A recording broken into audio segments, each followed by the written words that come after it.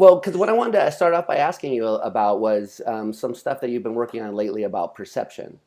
So Oh yeah, that's I've it. been really interested in your idea of perception as a kind of translation, which I find very interesting. So I was wondering if you would mind saying something about what this view is. I know it kind of falls out of your views about signs and information and some of the things we were talking about before. So how does it extend to perception? Yeah, okay. Well, I guess to understand what I want to say about perception, you first have to understand. I mean, before talking about perception, I had talked about what I call natural information, which is the way in which the natural world gives off signs of things that are happening in it. And of course, one kind of signs that the natural world gives off is the stuff that hits your ears and your eyes, and complicated patterns of stuff. And what seems to have happened is, I mean, one way to think about it, that is that what it does is to produce signs in your eye, behind your eye, and what you have to do is interpret those signs. So this is very different from the kind of theory of perception. It's more classical, I guess, where one thinks of vision as a matter of trying to make it abductive inferences back to the cause. What could have caused this? It's rather the straightforward. I want to say it's a straightforward reading of signs when you perceive things. You have to learn to perceive signs. So your whole life is spent learning to perceive all kinds of signs, natural signs of one kind or another. And then, of course, signs that are not natural, signs that are, as I say, intentional. They are produced on purpose. But so my claim is that even understanding speech, that actually the relation of what someone says, if they speak truly and honestly, and if this is knowledge, not just accidental, that actually constitutes a kind of what I call informational sign, exactly like the signs. That's exactly like, say, the signs that reach your eye when you see. That actually there is a connection to the thing that's being talked about, which is the same kind of connection, except it's more complicated than the connection between your visual impressions and the thing that you're seeing. So that this is that actually reading and hearing language, hearing things spoken, is actually another form of perception, which incidentally makes sense if you look at what's happening during the reading process. One thing that's happening, for instance, is that you're not sort of identifying each phoneme and putting them back together again. you do a huge amount of clumping, and the perception there works a lot like perception of the ordinary world. Yeah. So anyway, that is a very weird thing to say, because, of course, people say, well, now look, if I look at the letters DOG, it doesn't look like a dog, for Pete's sake, right? Well, of course not. Well, I don't know, think about a spectrograph, for instance. A guy who's really good at reading spectrographs, and ask yourself, well, does he see sounds? You say, well, that would be crazy. How could you see signs? Well, is the information coming to him really any that different? I mean, so it's going through, if you see people on television, hugely complicated business between the person speaking on television and your vision of them, but you're going to say you see them. Well, why couldn't you see a sound if it went through the proper kind of machinery, and came out such that the variations in the sound were coinciding perfectly with variations in what you saw? So this would be seeing a sound. I don't see why it wouldn't be seeing a sound. And so anyway, if you think of that as an example, then what I want to suggest is that understanding language is rather like that. Well, yeah. So that's really interesting. I mean, the main thing here is that there's no inference involved. When you understand, there's no inference involved. It's just direct perception when somebody says something to you. Of course, you may realize it is not valid perception, just as you might realize that a video is a fake. Right. So that's really interesting to me. There's a lot in there I would like to ask you about.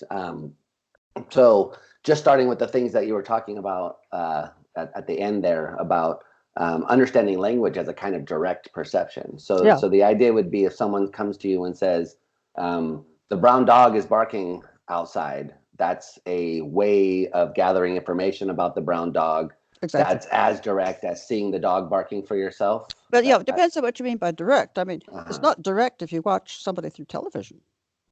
It's very, Right. in a way, it's very indirect, right?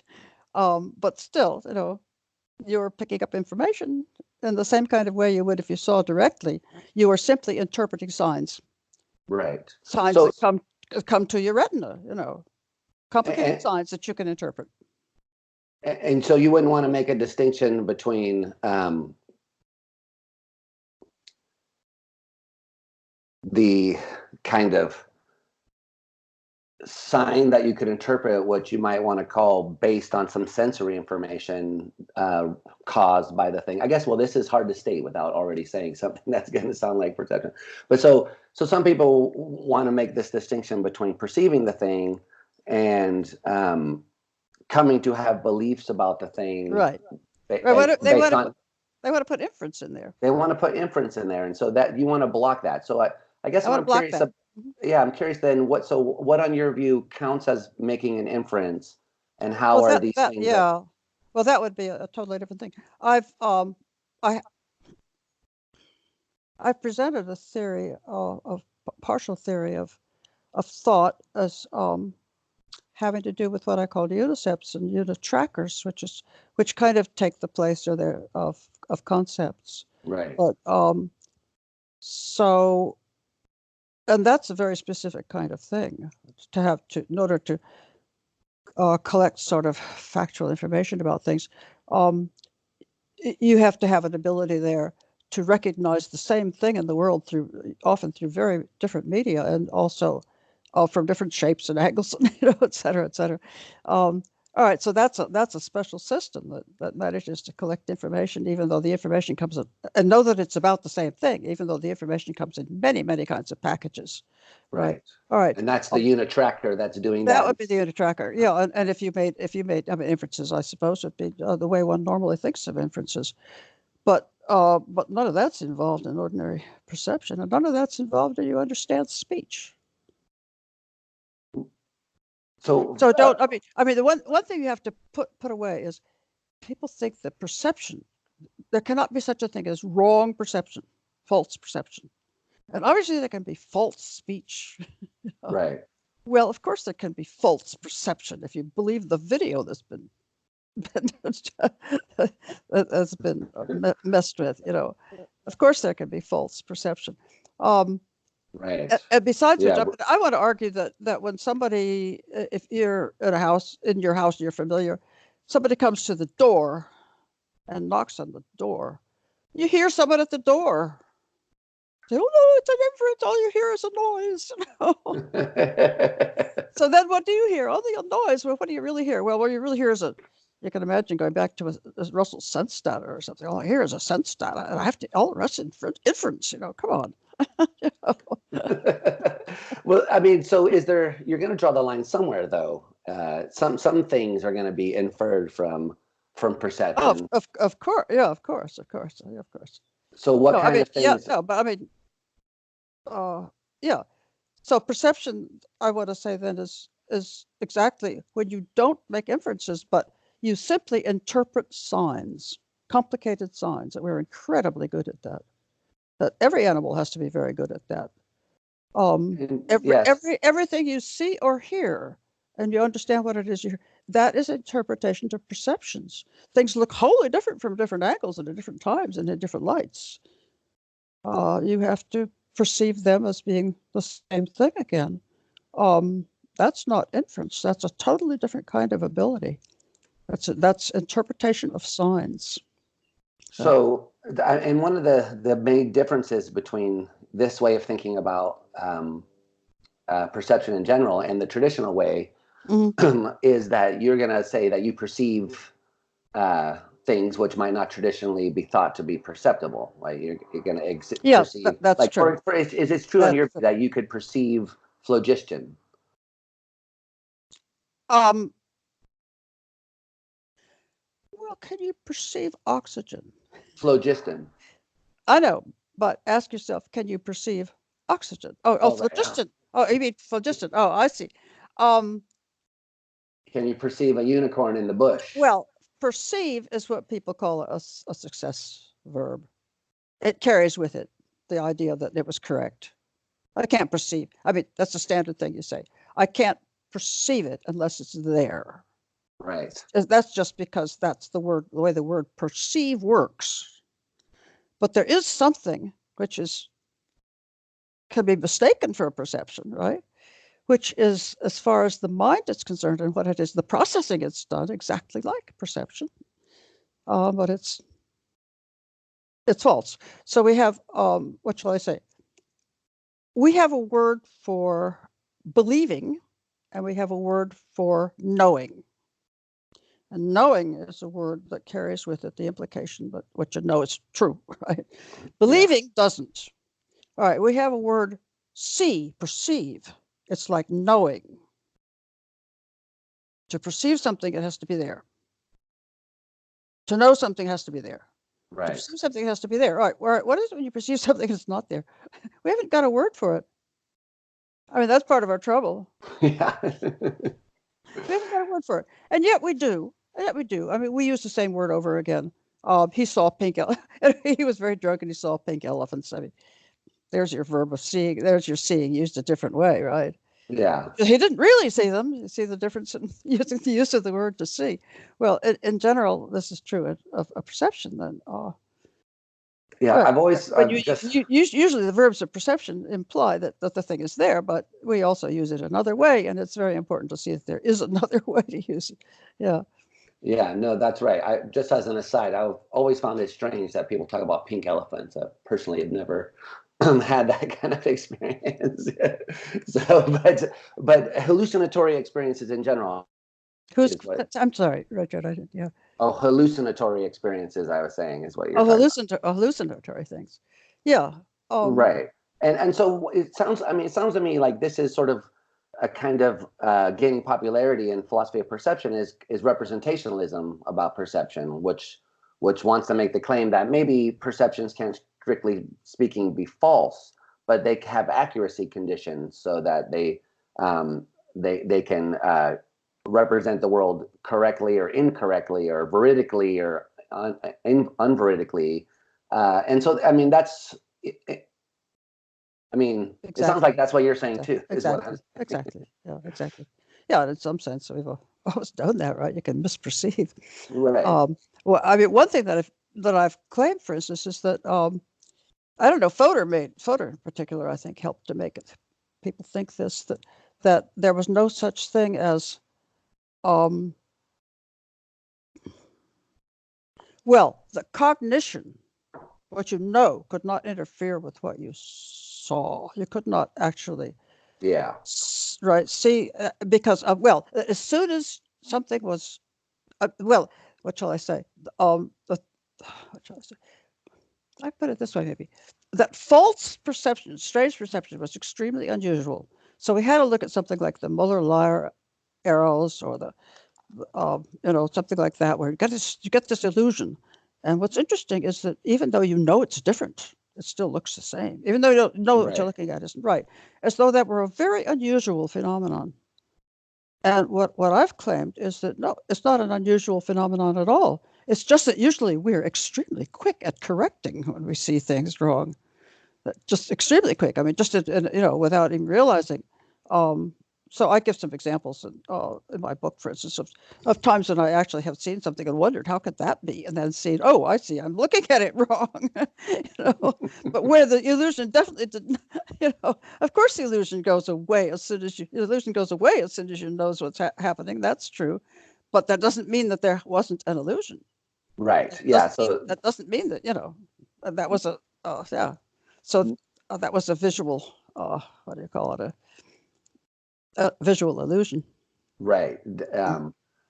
This happens to me all the time when I my wife Jennifer, she really likes to eat ranch dressing, and blue cheese dressing. I'm sorry, and I really like ranch. So we often have just the white dressing, and I'll take a bite of the wrong dressing and think, oh, this is a terrible, terrible taste, because I've eaten the wrong dressing, thinking it was the other one. As soon as you realize, though, that you've eaten the blue cheese instead of the ranch, the taste suddenly is fine. Something sounds The taste is good. Yeah. You're like, oh, it's Yeah, good. yeah, yeah. So Actually, the illusion does go away when you learn the information. Absolutely, in some cases, not everything is encapsulated or impenetrable in the way that Fodor sets it up. Yeah.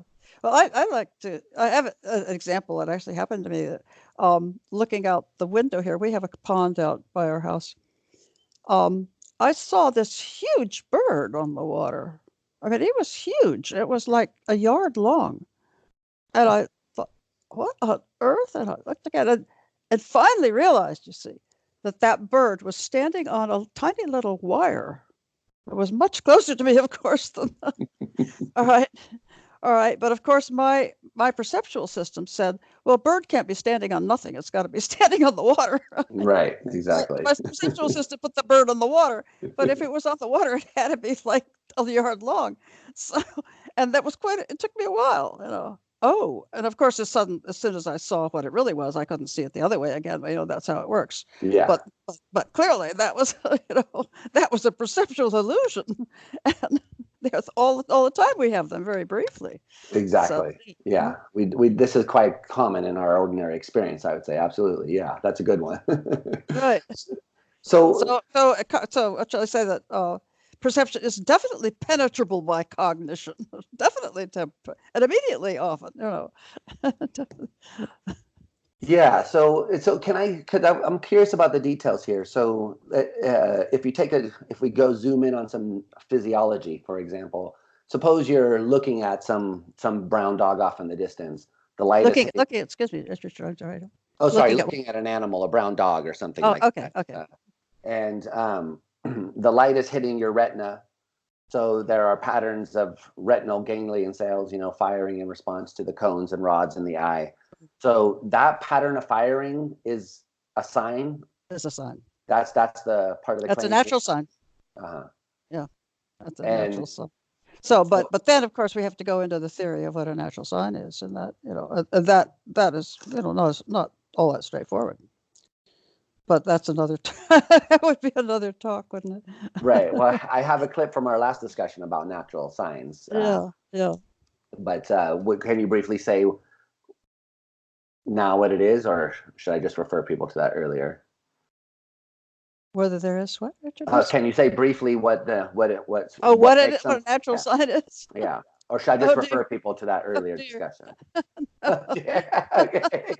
No. Okay. Well, then can I just? Not really. Well, I'll say very briefly, but I don't know how much of it can be understood.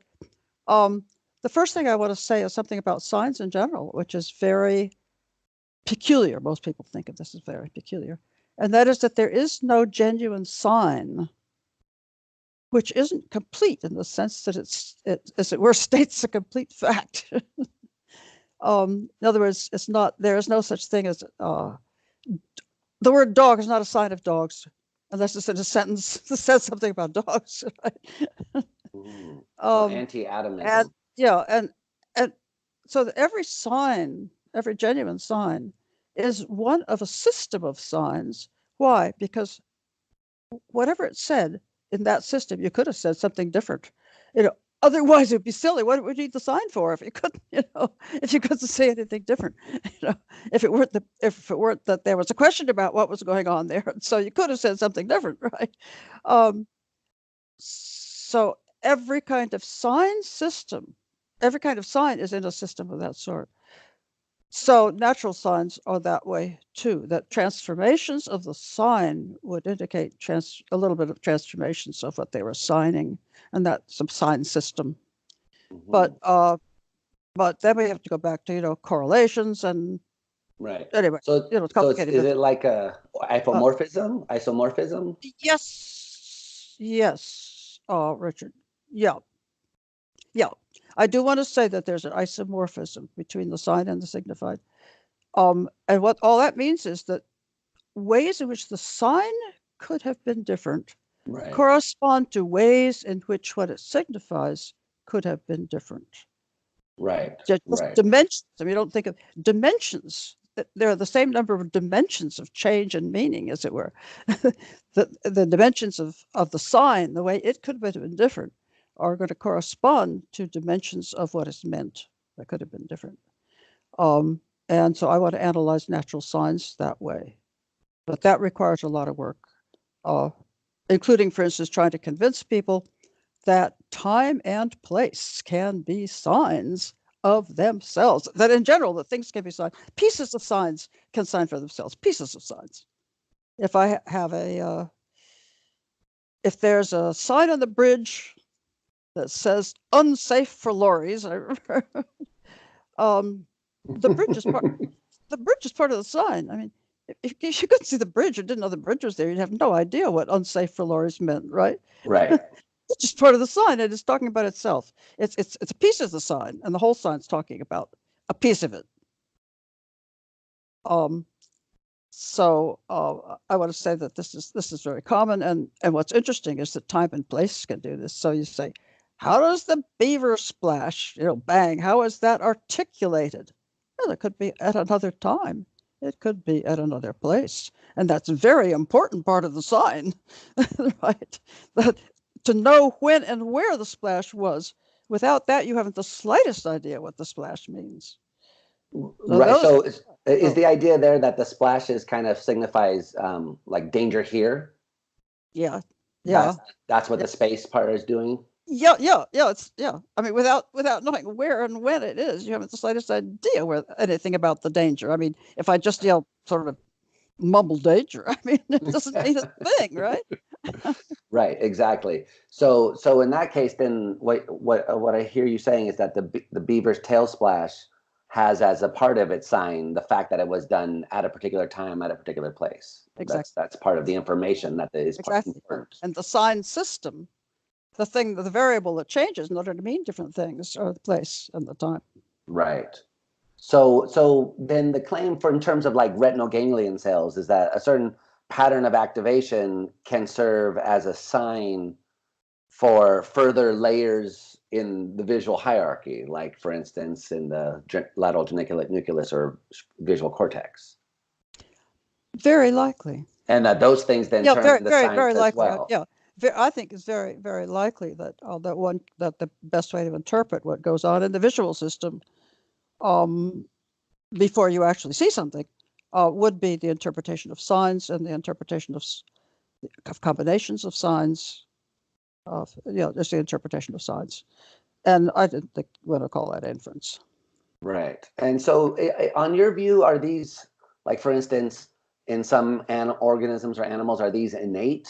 The unit trackers, I guess, which are going to they have to be, right? Oh, you mean, are you born with them? Yeah, the organisms. With the same ones.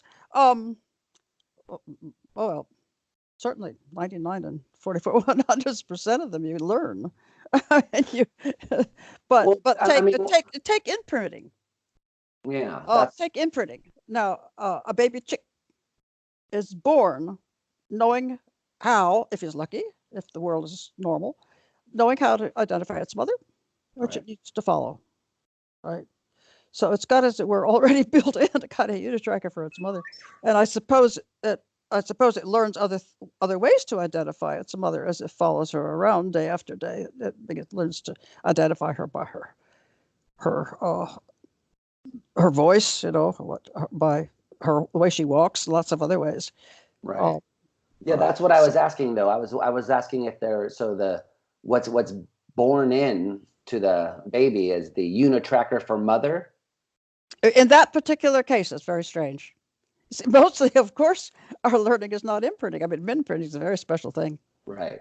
Asking what you were asking. What I was trying to ask was the pattern of firing in the neurons in the retina, for example. You were saying could be a sign of what was in the environment. Mm-hmm. And so I was kind of trying to figure out, well, so those things are going to be firing, connecting to the LGN in the way that they do, so the magnocellular M cells, P cells, all that stuff about neuroscience. So those things are then transmitting the signs to those other neurons, which then are interpreting. Well, yes, and yeah, you're right, and maybe combining. I mean, if you want to call that inference, maybe combining right signs. I mean, I really don't know, but the whole thing I want to say is managing to interpret a sign. The whole, so yeah, It's managing to interpret a sign. So then, I mean, this, because my way of thinking about this is to assume a representational theory right of perception and thought. So it transforms a representation into another representation, which is a representation in my understanding. And so it's a sign of where light is. So I'm trying to figure out, like, at the most basic level, like at the level of the retina, when you say there's sign translation going on or generation of signs. No, what are they signs of? Yeah. What are the signs of? Yeah, at the retinal level. Well, I don't think one could say a priori, because clearly signs that what you eventually end up understanding is a matter of putting some things together. Right.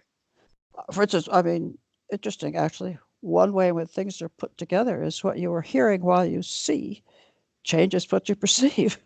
Right. Or that's what multimodal stuff. Or what watching a person's lips, if they don't correspond to what they're actually saying, right?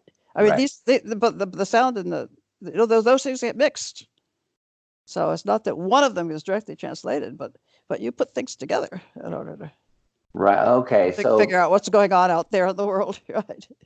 Because I guess what I was trying to figure out was whether the entire process, in the hierarchy of visual processing, could be thought of as signs in translation, or whether it's the end result. So because whether this has anything to do with like receptive fields of the neurons. Yeah. Because at least in the traditional way of thinking of this, neurons in the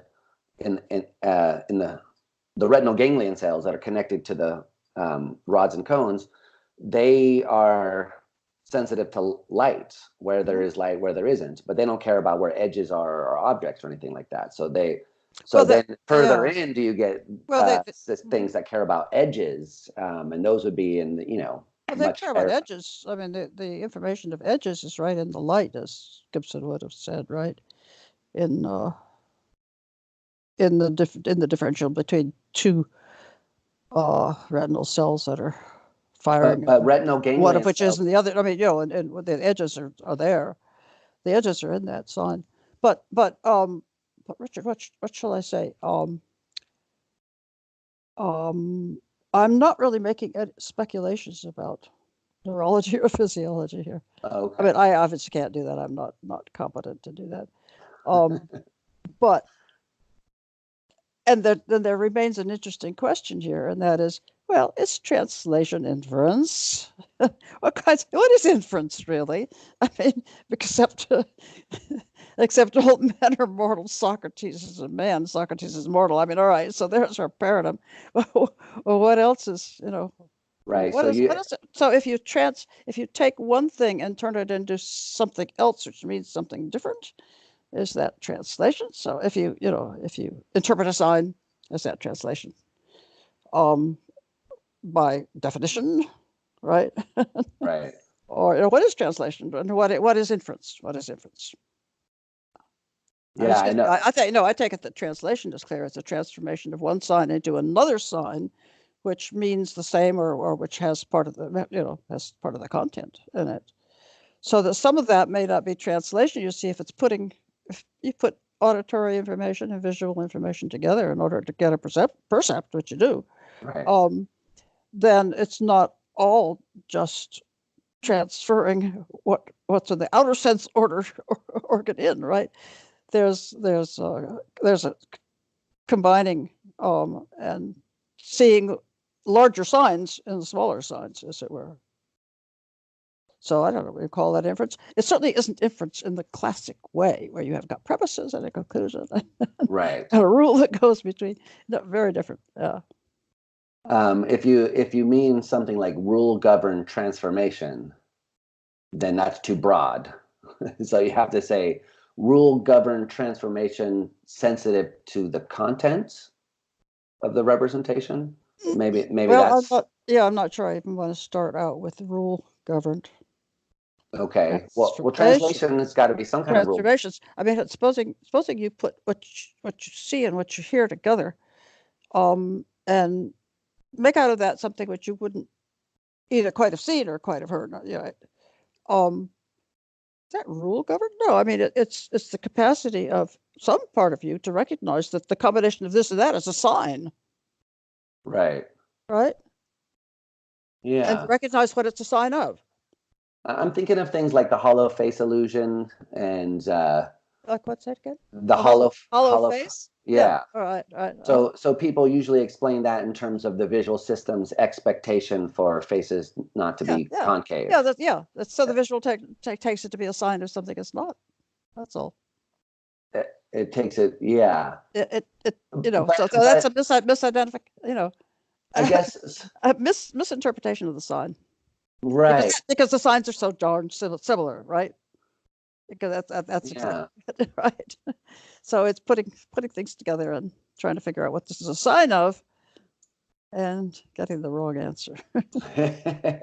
And so, yeah, but then that's what's interesting, is because at that point it may be that actual what we call more understanding takes over, and maybe something clues you in that couldn't possibly be upside down given what else I'm seeing here, and then you may flip, right, and see it the way interpret the sign correctly. That's an interesting idea. So this is what we just got caught off a second ago, but we were talking about whether there could be signs for things or whether you can interpret something as a sign for something which isn't real or isn't there. So that's why I was asking, could you perceive phlogiston on your view? Or I see what you mean. Well, I mean, there again, Richard, we have the problem of the verbs of perception. Right. Are they factive verbs or not? Does it follow from the fact that I perceive something that it exists? Well, it could follow simply by the meaning of the term perceive. Right. No, I didn't mean that. If you don't want to do that, then But what I was thinking was that it sounds so like, on the way you're thinking about these things, if someone has a really incorrect theory of how the world is functioning, like well, certainly in the sense of perceiving, which is factive, you don't perceive anything. Right. So in that sense, but in this term, in the way that people use the term, like we see as, or where perception is theory laden or something like that, then there could be a person who's got unitrackers for phlogiston and uniceps for phlogiston, and who interprets, so they're looking at a fire in a glass chamber, the fire dies out, and they've claimed to have seen the atmosphere become saturated with phlogiston. That's not factually correct, but I mean that's accurate. Mm-hmm. They could have, on your view, had a representational state, the phlogiston there, which is tracking information about. Well, something. Actually, the theory of what I called uniceps, which kind of take the place of concepts.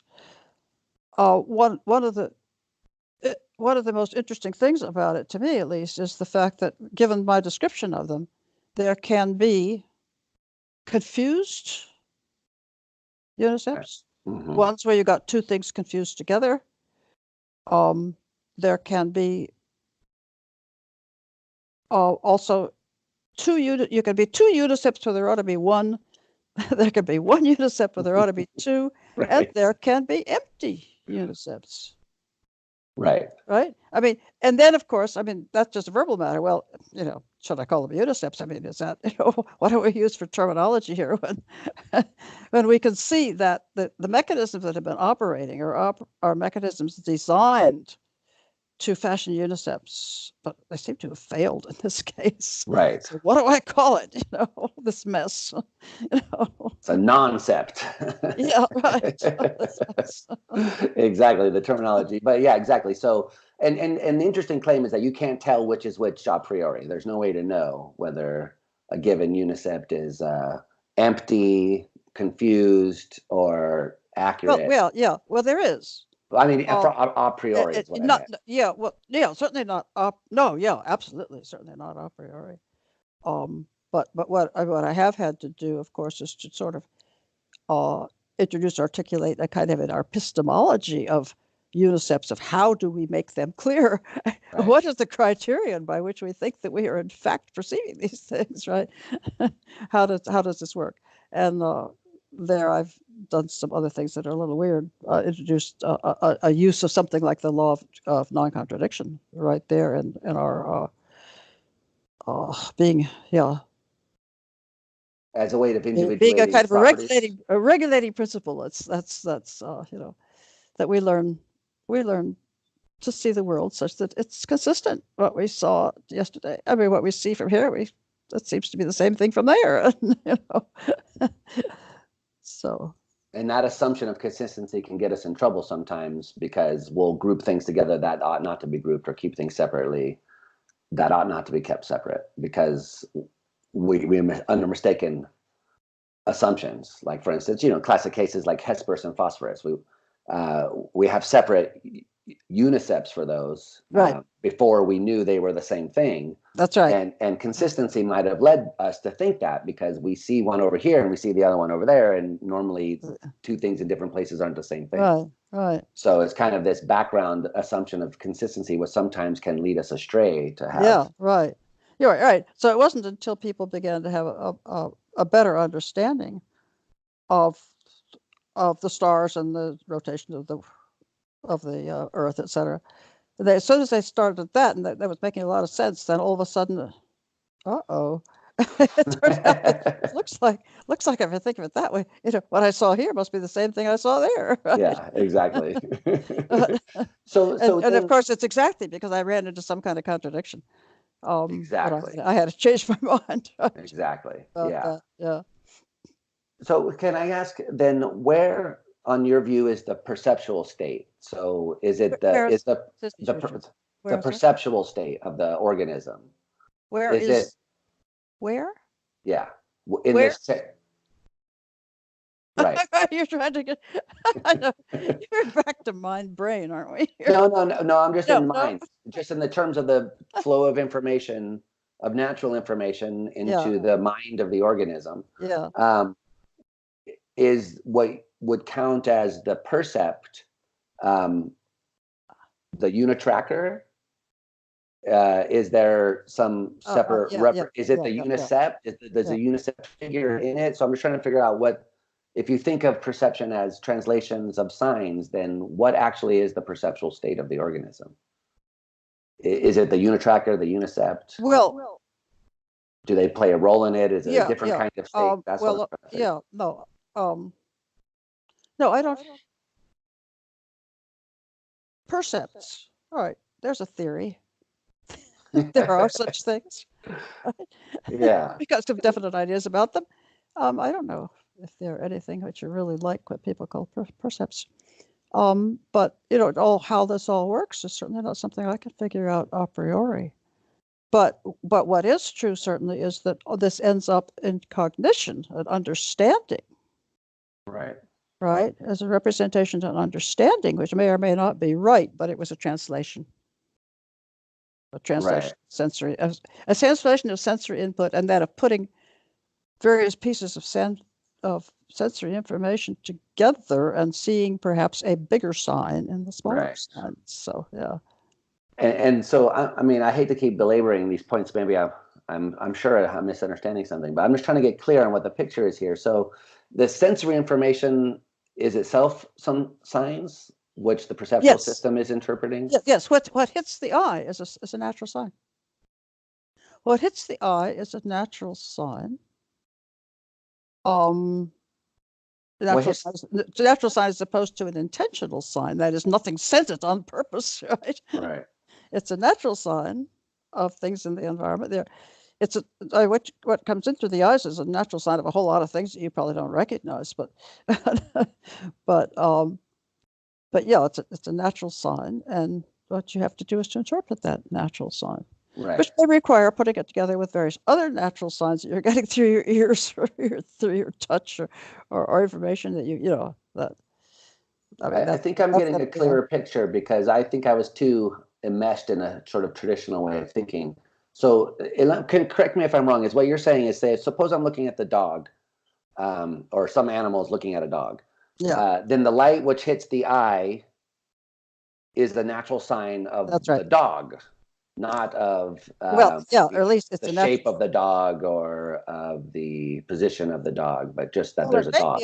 It may be a natural sign of the shape of the dog, but then the shape of the dog is a natural sign of a dog. Yeah, because see, the traditional view, I think, is that, that you start with sort of where is the distribution of light, and then you extract where are the edges, and then you extract is it moving or stationary, what are the colors, and then those all get combined, and then the visual system infers, aha, we call that a dog or something like that.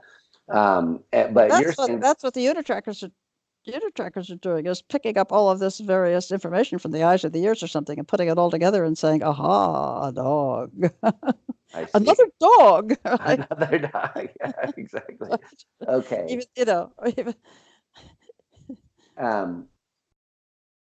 So, and that's, I mean, there are many things which you could perceive that aren't even present in the environment then, on this view, right? You don't even have to be part of like you got this word perceive again. Yeah, because I thought this was supposed to be like perceive is an effective verb. Yeah, I guess I'm just using. I mean, you could say the state of the system. Say that it's as though I perceived. Right. I mean, but yeah, I think it's hugely important to get out of the habit of thinking of perception as something that has to be real.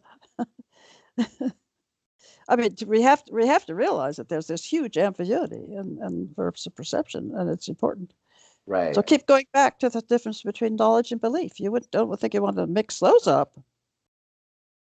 Right. No, I don't. Right. So yeah. Right. So I wasn't thinking of perception as factive. So you're right that it often does carry that connotation. But I didn't mean to be doing that. Standardly carries that invitation. It's very special uses in which it doesn't, I think. Yeah. So I was thinking of the thing which is common between the veridical perception and the hallucinatory experience to be the thing which is the percept, the state that the organism is in when it represents the world as being thus and such. There's a pink elephant or whatever, and it could be correct or inaccurate, but that's what I meant to be thinking of. Yeah. I'm trying to think. I had you're kind of disappearing. Funny that I've forgotten, but in one of my books some years ago, I actually invented a term for that, which was a good term, and I've forgotten what it is now. A term for what it is that's there. When you would say perceive, except that it's wrong. Right. Exactly. So that's what I was trying to ask the question. So let me try to rephrase it in a way that doesn't step on this landmine, hopefully. So when the retinal ganglion cells are firing in response to the light produced by the dog's presence, reflecting off the dog, that pattern of firing is itself a natural sign on your view for the dog, right? Well, no, it's a natural sign of certain features of the dog. Okay, all right. The shape or this or that of which then, as I say, are different things, which then is put together with other things that. See, that's what I was trying in order to recognize. Okay. Yeah. Okay. I mean, what shall I say? The visual system.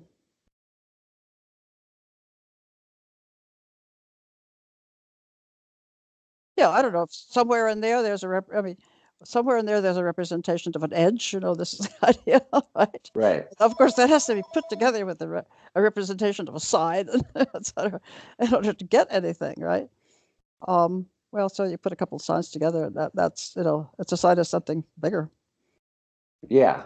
Yeah. Okay. So that's what I was trying to ask about, was when you have the edge detector, neurons firing, that those neurons themselves then become signs of an edge when they're They're active. firing. They're Yeah, firing. when Their firing has. their firing has. That's what I meant. Right, exactly. They're firing. Mm-hmm. So that every Yeah, that I mean, I take it something like that or so. But I really, I really don't want to commit myself to any details of what happens in the physiology or the neurology here, because I obviously couldn't do that. One going to speculate, of course, and yeah. No, but I'm just trying to. you shouldn't hold any very firm commitments about this. Yeah. Yeah, no, I don't have firm commitments either. I'm not trying to get you to make any firm commitments. Yeah. I'm just trying to think through, like, given what we sort of like textbook 101 about how the visual system works, Yeah. how does this way of thinking about perception help us understand what the perceptual system is doing, how it generates representations as of things in the environment. Animals. Yeah, well, I think, viewing it as interpretation of signs, it's really quite different from viewing it as some kind of inference, subject predicate structure. I mean, when you have inference without subject predicate structure. Oh.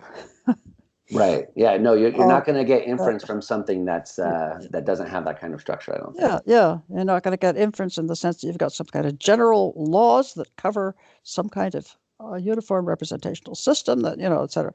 No, what you're going to get is a lot that you learn from experience about how when this and that are put together, it's a sign of that. Right. Just as a quick, inference. That's not inference, right? That's kind of knowledge that, that's kind of knowledge that. But if that and that are next to each other, well, it must be that. Is it fair to say that's association? That this is more of an associative, like in the old psychological notion? Yeah. Why do we need to put it in the category of some terms we're all familiar with? I mean, that's exactly the point, is you don't want to put it in terms. All right. That it's interpretation of signs and the transformation of one sign or a pair of signs into something else, which together they signify. Right. Yeah. No. I think that's a really interesting idea, and under that idea, then language counts as a kind of perception, right? Because it fits the general mold as well. So. Perceiving the dog you could visually perceive the dog. You could perceive the dog by hearing someone talk about the dog. Right. There's just as equally good ways of getting information about that particular thing which you're tracking. Yeah. So, all right. So what's crucial there will be a description of what a natural sign, or what I call an informational sign, natural informational sign is.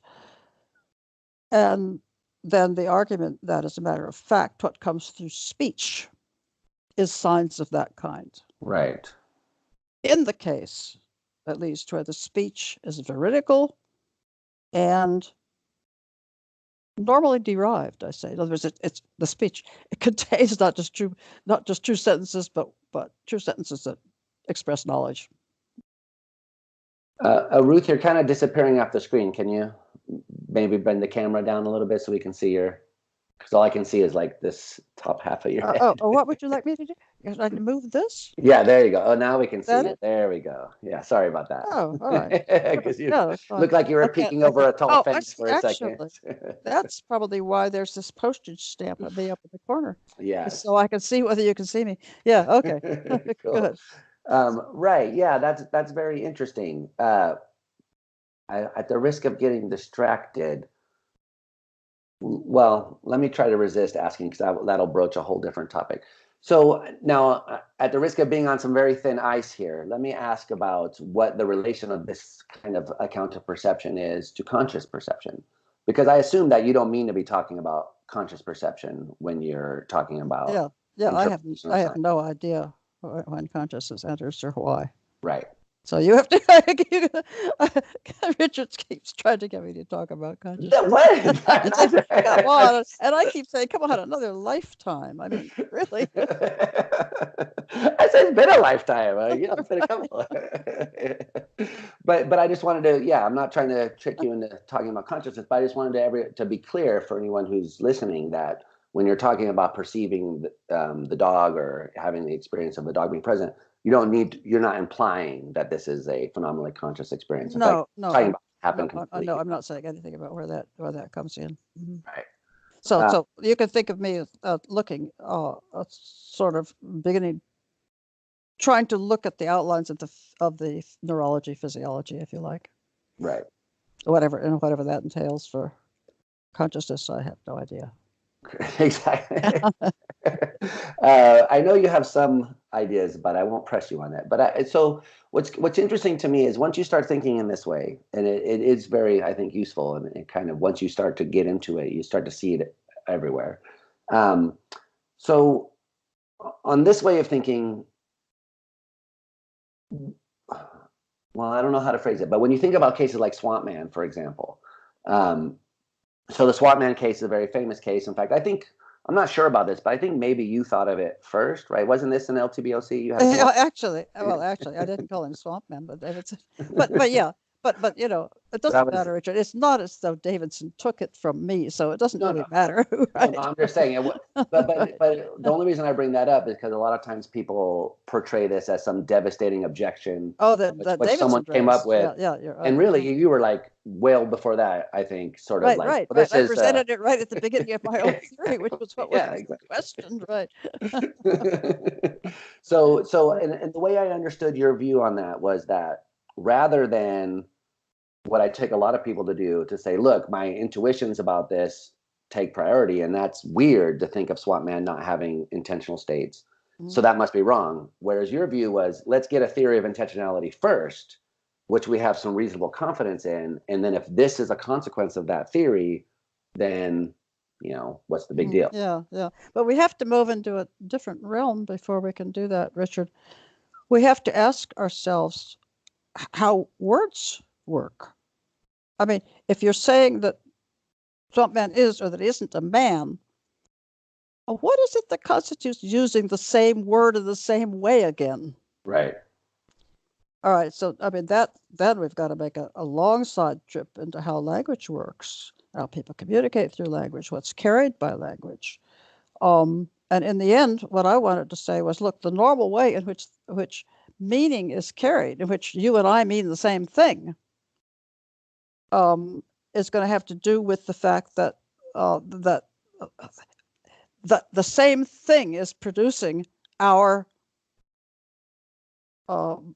beliefs or knowledge. Right. And what's funny about Swamp Man, yeah. That's a difficult. There's so much to put in. All right, let me just put it this way: that what it is that makes something the same word meaning the same thing again over time, I want to claim has something to do with the unity of the thing itself. That it is in fact the same thing. And so we have the question: really, what would it be? What would it be to be the same kind of thing as a man? Well, what holds men together? What holds people together? What makes them alike one another? What makes there be a clump, a cluster? We were talking about that. What makes them be a clump that one can run inductions over, that has any interest for us, is exactly how heredity works, how natural selection works. It's all out there. And clearly, clearly Swampman's got no part of that. Clearly, he's a totally different phenomenon. Right. So if he bears some similarities, but what the word has been meaning surely is not anything that applies to Swamp Man. Right. What the word has been meaning is this is this clump. Swamp Man's not in this clump. Right. So he's not a person. He's not a man. Well, yes, because he wasn't born of a man, etc. Because he's not like other men for the same reason that other men are like each other. Exactly. Right. He wasn't biologically produced. Yeah. So it seems like so completely accidental sameness, whereas where you have a cluster, what I call a cluster or a real kind, the similarities are not accidental. Right. So and what holds the world together, what holds thinking together, what holds language together, what holds communication together is actually those clumps. So if we depart from there, right, right, we don't know what's holding them together any further. Yeah. And notice that. I mean, suppose you thought you live with Swamp Man for 3 or 4 days, and you're quite sure he's met all of your criteria are met. And then he self-destructs. I mean, we have no reason to, right? I mean, Yeah, exactly. I mean, when you look at somebody, nobody tells you molecule for molecule what's inside him, for Pete's sake, right? How do you know he's not going to self-destruct tomorrow? And they say, oh, because he wasn't a man at all, right? Right. So we're not, I mean, I think what you're saying is that the inductions that we normally make based on the categories we assume them to belong in could possibly fail. We have no reason That's to right. expect that they would hold. Yeah. If they came out right here, if you made inductions and they were right, it would be a ridiculous total accident. Yeah. Whereas normal inductions coming out true is not an accident at all. Right. So the interesting thing about this, I think, for this discussion we were just having was it looks like this is going to extend, right, pretty thoroughly, because swamp creature or swamp whatever is not going to have perceptual states either, right? The swamp creature can't see the dog, can't perceive food in the environment, or that the color red, right? Those things got to, in fact, from what we were talking about last time, swamp Davidson doesn't even have brain states, because the fact that a certain state is of the kind that it is. They think it's a brain, the fact that it's a brain. Right, exactly. Right. So right. So if something falls out of the sky and it looks exactly like a heart, but it came from, is it a heart? Well, so the philosophers puzzle over this kind of thing. But what I'm interested in is how language normally works. Right. What it normally is for us to use the same term in the same way. And that has to do with things that we've identified that we can make inductions over, et cetera. If something appears that we could make inductions over completely by accident, totally by accident, that's just a different kind of, that's just not the ordinary mechanism of talking about the same thing. Right. I mean, you can say, if you like, as a matter of fact, you can always extend the language. We have synthetic this and synthetic that. That didn't come from the normal sources. Well, and we call them synthetic this. Well, is a synthetic this actually a this or not? Right. It's the same kind of crazy question. Who cares? It doesn't matter.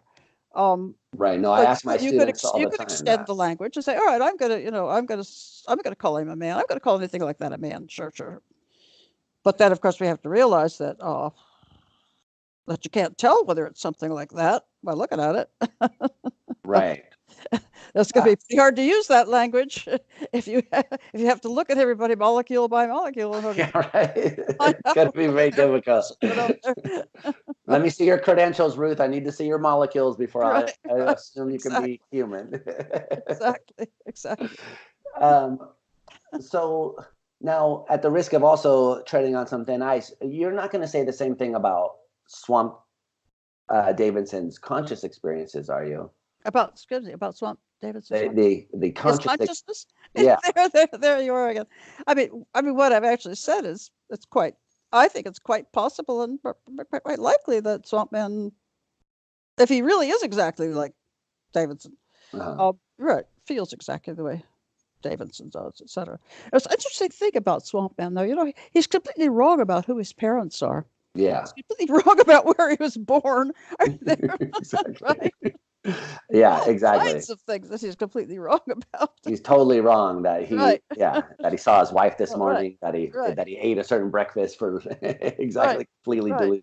Right. So he's not really quite a normal man. He's not a normal, right? Exactly. Anyway, so I think that's interesting, and I know you don't, and I don't want to force you to talk about things for these other lifetimes, which you promised to talk about. But some representationalists about consciousness do, in fact, go so far as to say Swamp Man would lack conscious experience because he doesn't. Consciousness. Yeah, I don't see any reason to say that. There you're. All right. That requires taking a position on the relation of consciousness to representation. Consciousness to right, which I don't. Well, some people would. Some people would want to say, look, consciousness has to do with representations of the right kind. So when like a Michael Tai type person, if you represent perceptible red in the right way, then that's what consciously experiencing red is. And Swamp Man can't do that, so Swamp Man has no experience of red. So that it really depends on what you think the link there is. And I think probably you think representation and consciousness are not really linked together in an important way. That's my guess about your view. Yeah, actually. As a matter of fact, one of the things that I did early in language thought and other biological categories was to try to give a theory of what a representation really is. Right. And this was given in purely, well, it was given in terms which you could take it or not, or take it not to have anything to do with consciousness. Right. So I described it as you described something in the brain that was operating as a representation. Whether there's another side to that representation, which is not just what the neuroscientists finds, is of course a different question.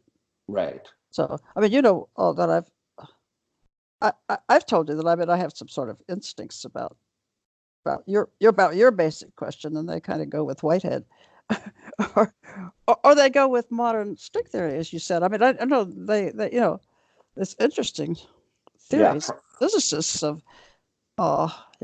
but Whitehead's idea really was that, what shall I say, experience makes space and time rather than being someplace in it. Yeah, exactly. It's a little bit of a. But anyway, yeah, we're in a whole other realm. We're in your realm. Yeah, no, I didn't mean to bring you there. I just I wanted to say I'm someone who's more optimistic about the relationship of representation and consciousness, but I do think it's interesting that you have these Whiteheadian views, and I did learn a lot from reading a bunch about Whitehead because you were saying these things, which I wouldn't have. Did you? Yeah. I did. Exactly. That's an interesting guy. Yeah, he's an interesting guy, and I could not find whether there was any correspondence between Russell and Whitehead about panpsychism or Russellian views about matter. So I think that's still a kind of interesting question, but that's a different, like you say, different question. Yeah. So, I mean, I guess to bring it sort of back to the swamp man characterization, I just wonder how you would respond to a line of criticism, which I'm not sympathetic to, but some people I know are, let's say. So, okay, so Swamp Man, he's a weird creature. We understand that. But Swamp Man says, I left my keys on the bookshelf. Mm-hmm. And he walks over to the bookshelf and reaches out and picks up some keys. Mm-hmm. And of course, he doesn't actually remember leaving his keys there because he was just popping into existence literally nanoseconds ago. So he has no causal connection, historical or otherwise, to those keys right there. But nonetheless, there's something internal to his brain which played a kind of mechanistic or played some kind of causal bumping around role, mm-hmm. which got him to walk over, reach out and pick up those keys. And so those states must have some kind of contents in virtue of which they did what they did, right? Right. Yeah. Well, that assumes a theory of content, which I'm not holding. Right. So, okay. Right. Yeah. But the behavior is the same as David's. Normally, right? Let me give you another question.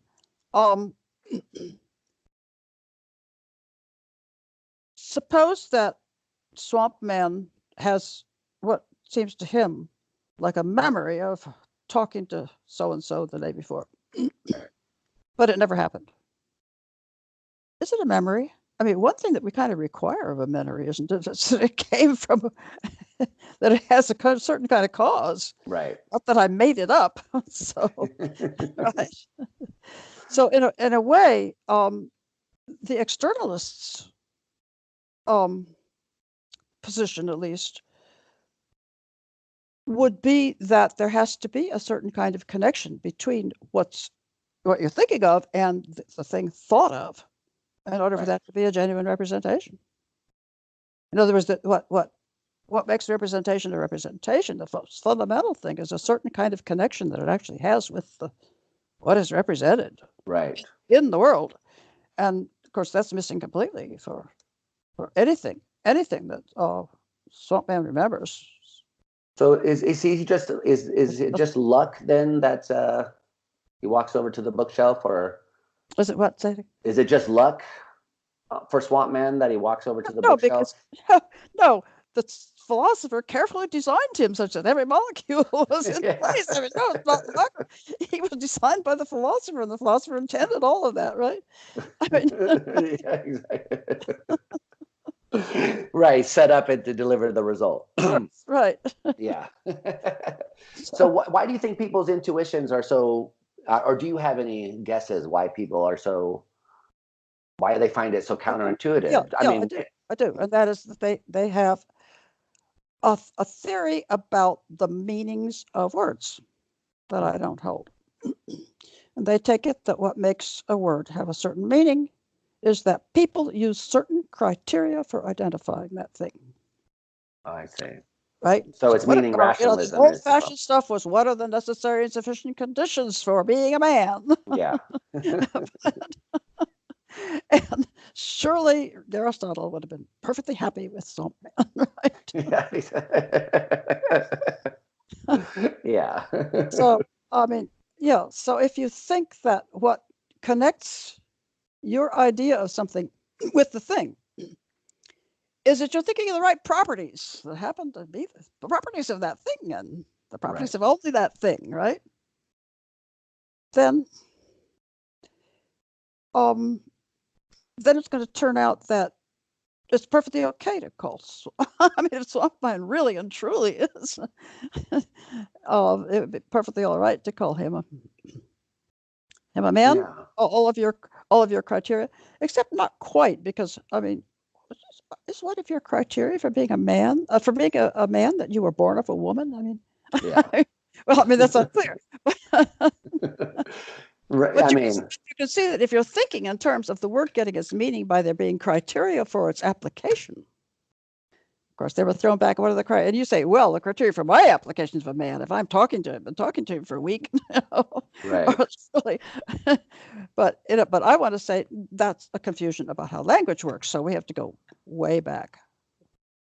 Right. That's a confusion about what it is for a word to have a meaning. That's not how words get their meaning. It's not because people have common criteria of identification. It's totally different. Exactly. Yeah. Okay. I see that. Yeah, that makes sense. So, does it worry you that this seems like the folk have this theory of meaning? So say it again. Does it bother you that it seems like the folk have this theory of meaning? I mean, it seems like the folk. I mean, at least if undergraduates are folk, they typically are don't find it intuitive that swamp man is the way you describe it. So, of course. So so the idea that we use that language works in this way is part of folk psychology. It sounds like.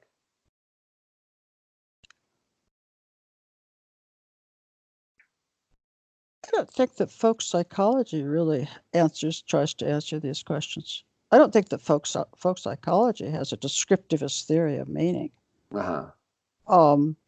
But I mean, all that person does is say, "Well, here I am, and I'm looking at him, and yeah, he's a man."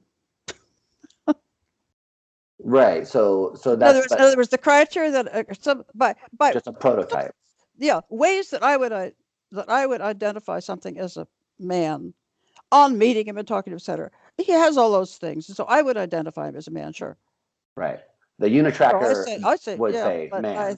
I kind of think you're wrong, because as a matter of fact, I see. It's not the word man has not been propagating and being used by people and being understood by people and is being useful because it met the criteria that you were using and identifying, or met.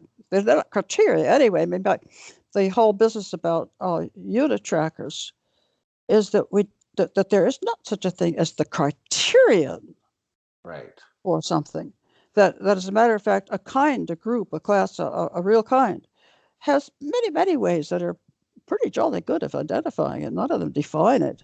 Yeah. I mean, the question is it in this group? Well, swamp man's not in that group. I'm sorry. Right. That group is held together by genetics and et cetera. And but he's got none of that. So. But you would agree, though, that the average human's unitracker for human would sort swamp man into the unisex. Yeah. Upon meeting him. Right. Upon meeting him. I don't think that the average unit tracker has any ideas about the neurology. Exactly. I mean, so we're told that his neurology is exactly like ours. Well, come on. The common man's supposed to make a decision now. No. I just thought it was interesting that this is, I think, the basis of a really good kind of analogy with like fool's gold, like and such, like Swamp Man is just a kind of fool's human. The visual system tracks him as a human when really, if you have a theory of intentionality, you could see that the system is mistakenly tracking him in this way. Yeah. Or if you have a theory of how words use, how language works. Right. Which is again, of course, back to having a theory of signs and a theory of, in that case, what I call intentional signs, and signs that aren't natural signs, but that are purposefully used. But so I mean, I guess what I was trying to get at was whether this is a perceptual phenomenon as well. So when I'm looking at Swamp Man, Swamp Davidson's over there, and I'm seeing him. So it's one thing when I say there's a human, there's a man, and you want to say actually the utterance is false. What you said, but then there's a question about what the perceptual system generates a representation of a human or of a person. So I say I perceive a person. Is that also false? That's a false perception. That I'm not seeing a person? Yeah, are you not seeing a person? Well, if it's not a person, then here we have again the factic meaning of seeing. Yeah, exactly. Of course, I'm not seeing a person. I mean, if I say he's not a person, if it's true that he's not a person, then obviously I'm not seeing a person. The visual system represents him as a person, though. He's represented as a person. Yes. So that's what I meant by do you perceive. So is he right. Does it seem to you as though you're seeing a person? Of course. What you're saying is yes. Yeah, of course. Until, as I say, he self-destructs. Until he self-destructs, exactly. Yeah, that's unfortunate. It's wear your Gallagher outfit, right? Your Gallagher is exploding. I mean, actually, our criteria for us being, how do we recognize people? By being told that their nervous systems are wired precisely. Exactly. Right? Exactly. That's our criteria. I always examine someone's brain before letting them take the but the whole idea that language works by there being certain criteria or certain ways of recognizing is a mistake, I think. I mean, we have to look at the relation of language to the world. And why it's working. Well, language works the way it does because it has certain relations to the world. Yeah. So I wonder so obviously this is a biologically based theory, but how much of it is really important and based in biology, I wonder. How much of it is important? It's really importantly based in biology as opposed based to in biology. Yeah. So what I mean by that is, according to the way your system works, what a mind is, could a machine have a mind, right? Could there be artificial minds as you understand it? I never said anything about the meaning of the word mind. Yes, but I'm wondering if you have any thoughts on that. I have no idea.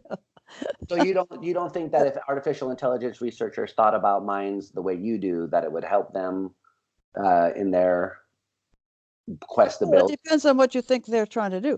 I mean, if what they're trying to do is to create something that can, what shall I say, as it were, learn about the world, manipulate it, etc. Yes. And kind of the way that we do. I don't know. Does that a mind? I don't know. I mean, that's the whole question's open, isn't it? I mean, and you don't think I don't think either the neuroscientist or the cognitive scientists or the neurals, I don't think that any of these people have to answer the question. So what does this have to do with the mind in the classical sense? I don't think that any of that's. Right. No, I wasn't trying to say you should have to answer it. I was just wondering if you thought that, given your view that the classical kind of approach in cognitive science is misguided in a sense, about what representations are, what they are in their nature, how they function, then I was just wondering if you thought that computer scientists or AI researchers could benefit from rethinking their project in your terms, or if that's what I was asking. Yeah, but that's another. That's a different question, isn't it? Yeah. Yes, of course I do. I mean, if I'm right, that instead of classical concepts, we have unicepts and unitrackers. It's a very different way to think of the mind. Right. And if, for instance, what it is for a thought to be about the world is as I describe it, rather than in a classical way, And if they're trying to figure out how that all system works, Right. then of course this would be very helpful. It should be. I mean, in the background of my If thinking I was write it, that would be important. Pardon me? If, I was saying in the background of my question was thinking about current trends in AI, like yeah. Google's Deep Dream and Deep Mind, and all the pattern classifiers, recognition software, facial recognition software, all of these things that we're building seem to sort of fit your definition of what a unitracker is, I think. Things that So if you have I mean, but Google, whether or not they're designed the same way unitrackers are is a whole other question. I mean, of course, that is one huge question about artificial intelligence in general, and that is, if you make something that can perform many of the same functions as a human, that doesn't mean that that's the way humans perform them. right? It doesn't mean that that's the way humans perform them.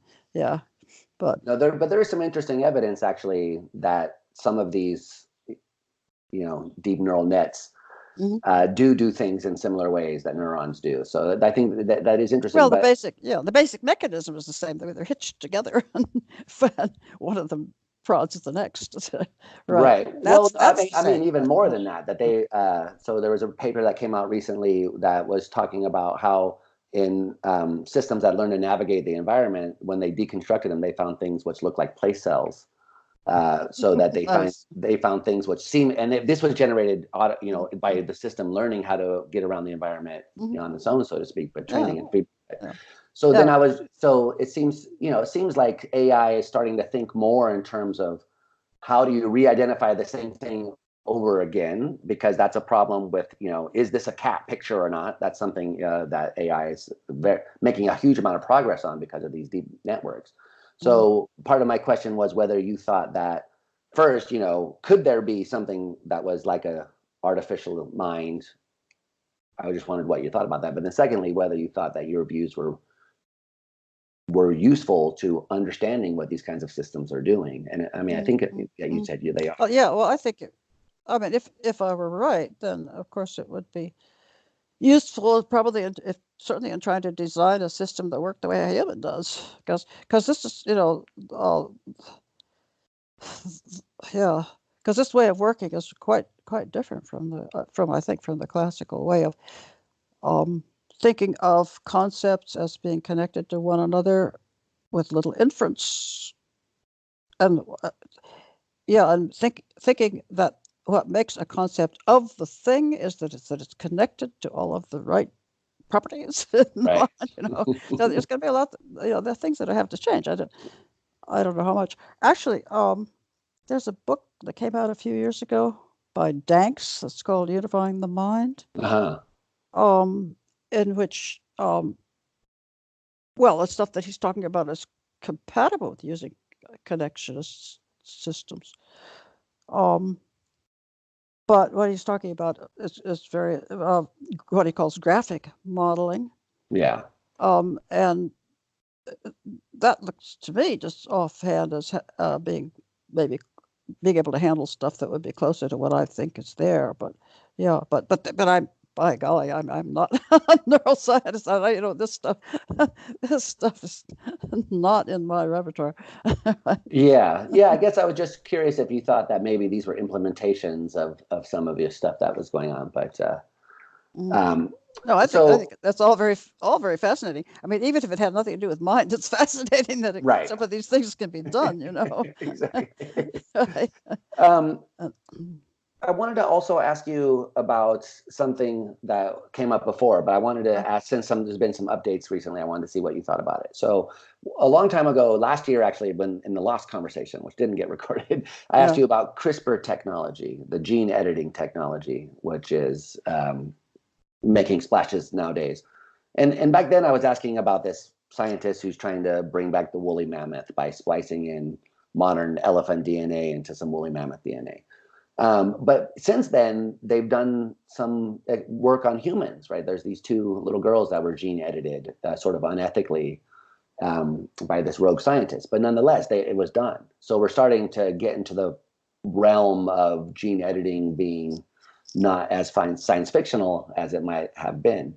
And so I was just wondering if your views on this are still the same. That you like, so these little girls that have had this edit to their genes to make them more resistant to HIV, which was, I guess, the point of the editing.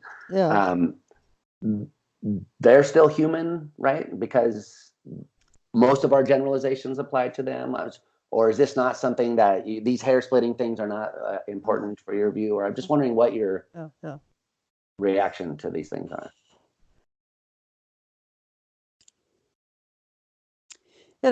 Does this word apply to that?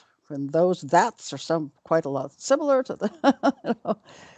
How are you supposed to answer that? Well, if you think that it's answered by knowing what the criteria for criteria for application of a term were, you can just look and see. Well, I don't think that's how it works at all. Right. And what shall I say? Well, one thing that one thing that comes out of the way I'm looking at language and thought anyway, is that to ask what you would call something in some possible world is totally irrelevant. Right. I mean, that's really the wrong way to go. The whole business of possible worlds and that's entering semantics is terrible. I mean, it's really a confusion. It's terrible confusion, I think, as to how words and minds really work. I mean, it's nothing to do with it, Possible worlds, indeed. we think of us as natural creatures, right? Right. having lived our lives thinking about possible worlds every time we said if then, well, anyway. Yeah, no, I guess I have some sympathy with that. What I mean is that if you bring up a case like that, I say, well, I don't know. You want to modify your language to include that? But is that, you can say this, is that part of the clump? Yeah. Are they part of the clump? Is it part of the clump? Well, if it's on the edge, you can kind of, sometimes for legal reasons, you have to cut things the way you want to, right? Right. In law, you cut things. You have to cut things just for, because it's useful to cut them. But are they naturally cut in those ways? Well, it's very often true that I can include those guys. Is synthetic rubber? Well, But what I should say is, why should we care if we know what synthetic rubber is and we know what rubber is, and so we have some good idea how to make inductions. And some of those inductions, you'd better know whether it's synthetic rubber or whether it's rubber, right? Right. Yeah. But if the synthetic thing is really exactly, I mean, I guess synthetic diamonds are really exactly, they all try to call it a diamond. Well, sort of. Yeah, I mean, and why not? Yeah, you can call it a diamond, but people don't like that because diamond implies rare, and synthetic diamonds are not rare. So there's a part of but that's part of the mistaken view that there's these criteria that in order to be a diamond, you have to be rare or something. Yeah, that's not. I mean, so who said that was what made a real diamond? I mean, exactly. God, it's heaven. I mean, So okay, so yeah, because I think philosophers do a lot of silly worrying about whether this is a that or not. But most of these questions are just useless and cannot be answered. I mean, they have no answers, mostly. Right. Yeah. None of the possible world stuff have any answers. I mean, there's a reason why they should. Why should language have made those decisions? How would it have made those decisions? Unless you go back. I guess the criteria of application are what it is that make words mean what they mean. Yeah, exactly. I guess I'm more of a secretly a pluralist about contents. So I guess I would say, yeah, there are the kinds of externalist contents you're talking about, but then there's also kind of an internalist content, something that's narrower or depends only on the kind of internal state of the creature. And you want to deny that this, I mean, I want to say that, yeah. I mean, if you want to know what counts, what makes it the same word, you better look at how language works between people, not not what it's doing in my brain, but how language works, what language is, and what it is for you don't think people to use the same word with the same meaning.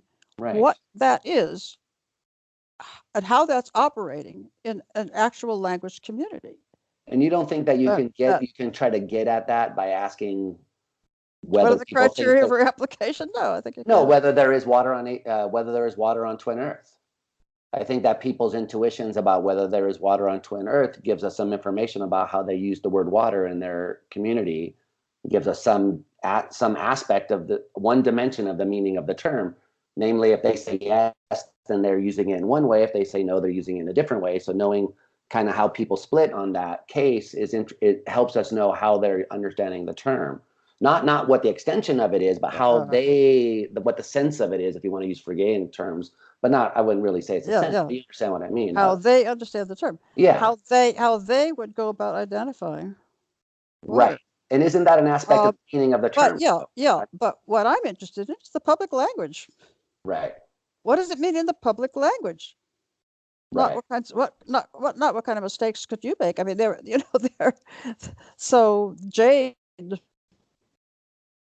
started out being jade, and then it divided itself into what is it? Jadeite and jadeite, jadeite, right? And right, and nowadays I guess either one counts as jade, but and if they make a mistake, and now what's going on? Well, exactly. No, I think the important thing is to try to understand how language works.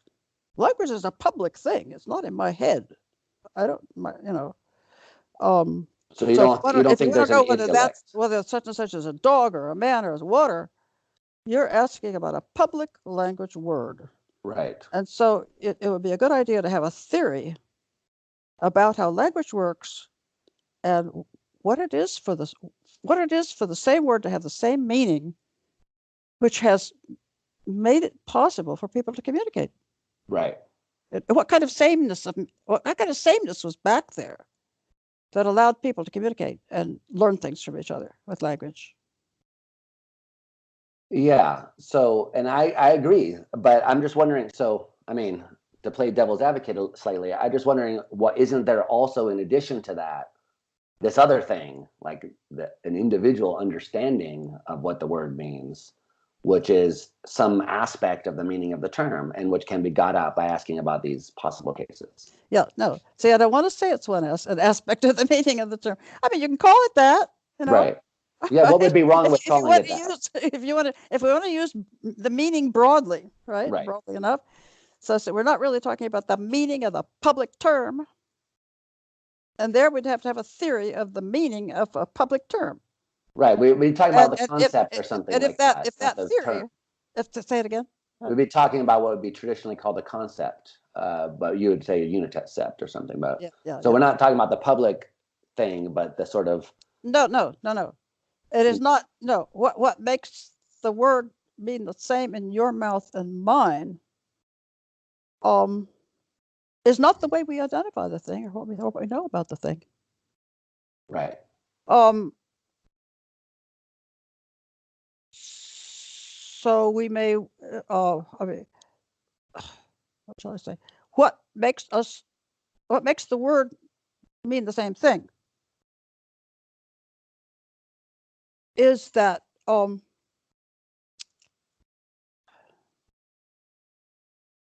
is it in fact the same thing out in the world that you and I are collecting information about when we talk to each other and understand each other and can learn from each other. That in fact the same thing out in the world. Right. Isn't there an ambiguity in there though? I mean, think of it this way. Why can I understand you when you say dog? Maybe I'm blind, deaf, right? But I may still understand your sign language or whatever, your finger spelling for dog, right? And we can communicate fine. Well, how do you recognize dogs? And how do I recognize dogs? Right. What are my criteria for application of the word dog? I mean, really. And what are your criteria? Literally, not some philosopher's heaven, your criteria for application. I mean, you're up in heaven and somebody gives you some properties and such, But in fact, the way you apply the word dog. Right? So you and I have completely different ways of applying the word dog, perhaps. Although maybe you also can recognize dog by the smell. You see, but we might have some ways that are common. Right. But so it's not that we mean dog is not that we use the same criteria. And I don't even want to say criteria, you see, because they're not criteria. We use the same methods, and the methods work. Right. We're identifying the same thing, each through our own methods. And that's the way language works, is that we manage to identify the same thing. You may do it in different ways than me. But we could talk together because it is, in fact, the same thing that we're identifying, however we do it. Yeah, and I mean, I'm on board with that picture and the way of putting things and the theory behind it. But so the only thing that I'm kind of trying to press you on is, so take Twin Earth. There is a way in which we're identifying the same thing because we're identifying the clear, odorless liquid which falls from the skies and fills the lakes. So even though that's XYZ and this is H2O, there's a different sense of same thing in which we are picking out the same thing that satisfies this description. It's just different in their place than it is here. So we are talking about the same class, right? Right. It's a class. They have these properties in common. That makes a class. Right. Exactly. Now, but that we're talking about the same class, you and I, doesn't mean that those properties had anything to do with the fact that people have been able to communicate about water, understand each other, and learn things. Nothing. Yeah, that's what I'm kind of confused about. That's the part that I guess I'm getting stuck on, because it seems like those are the properties that we generalized. Those are the inductive things. Water is clear, odorless, liquid. Those are the properties that allow us to make inductive generalizations about it. And the glue that holds them together is that it's H2O here.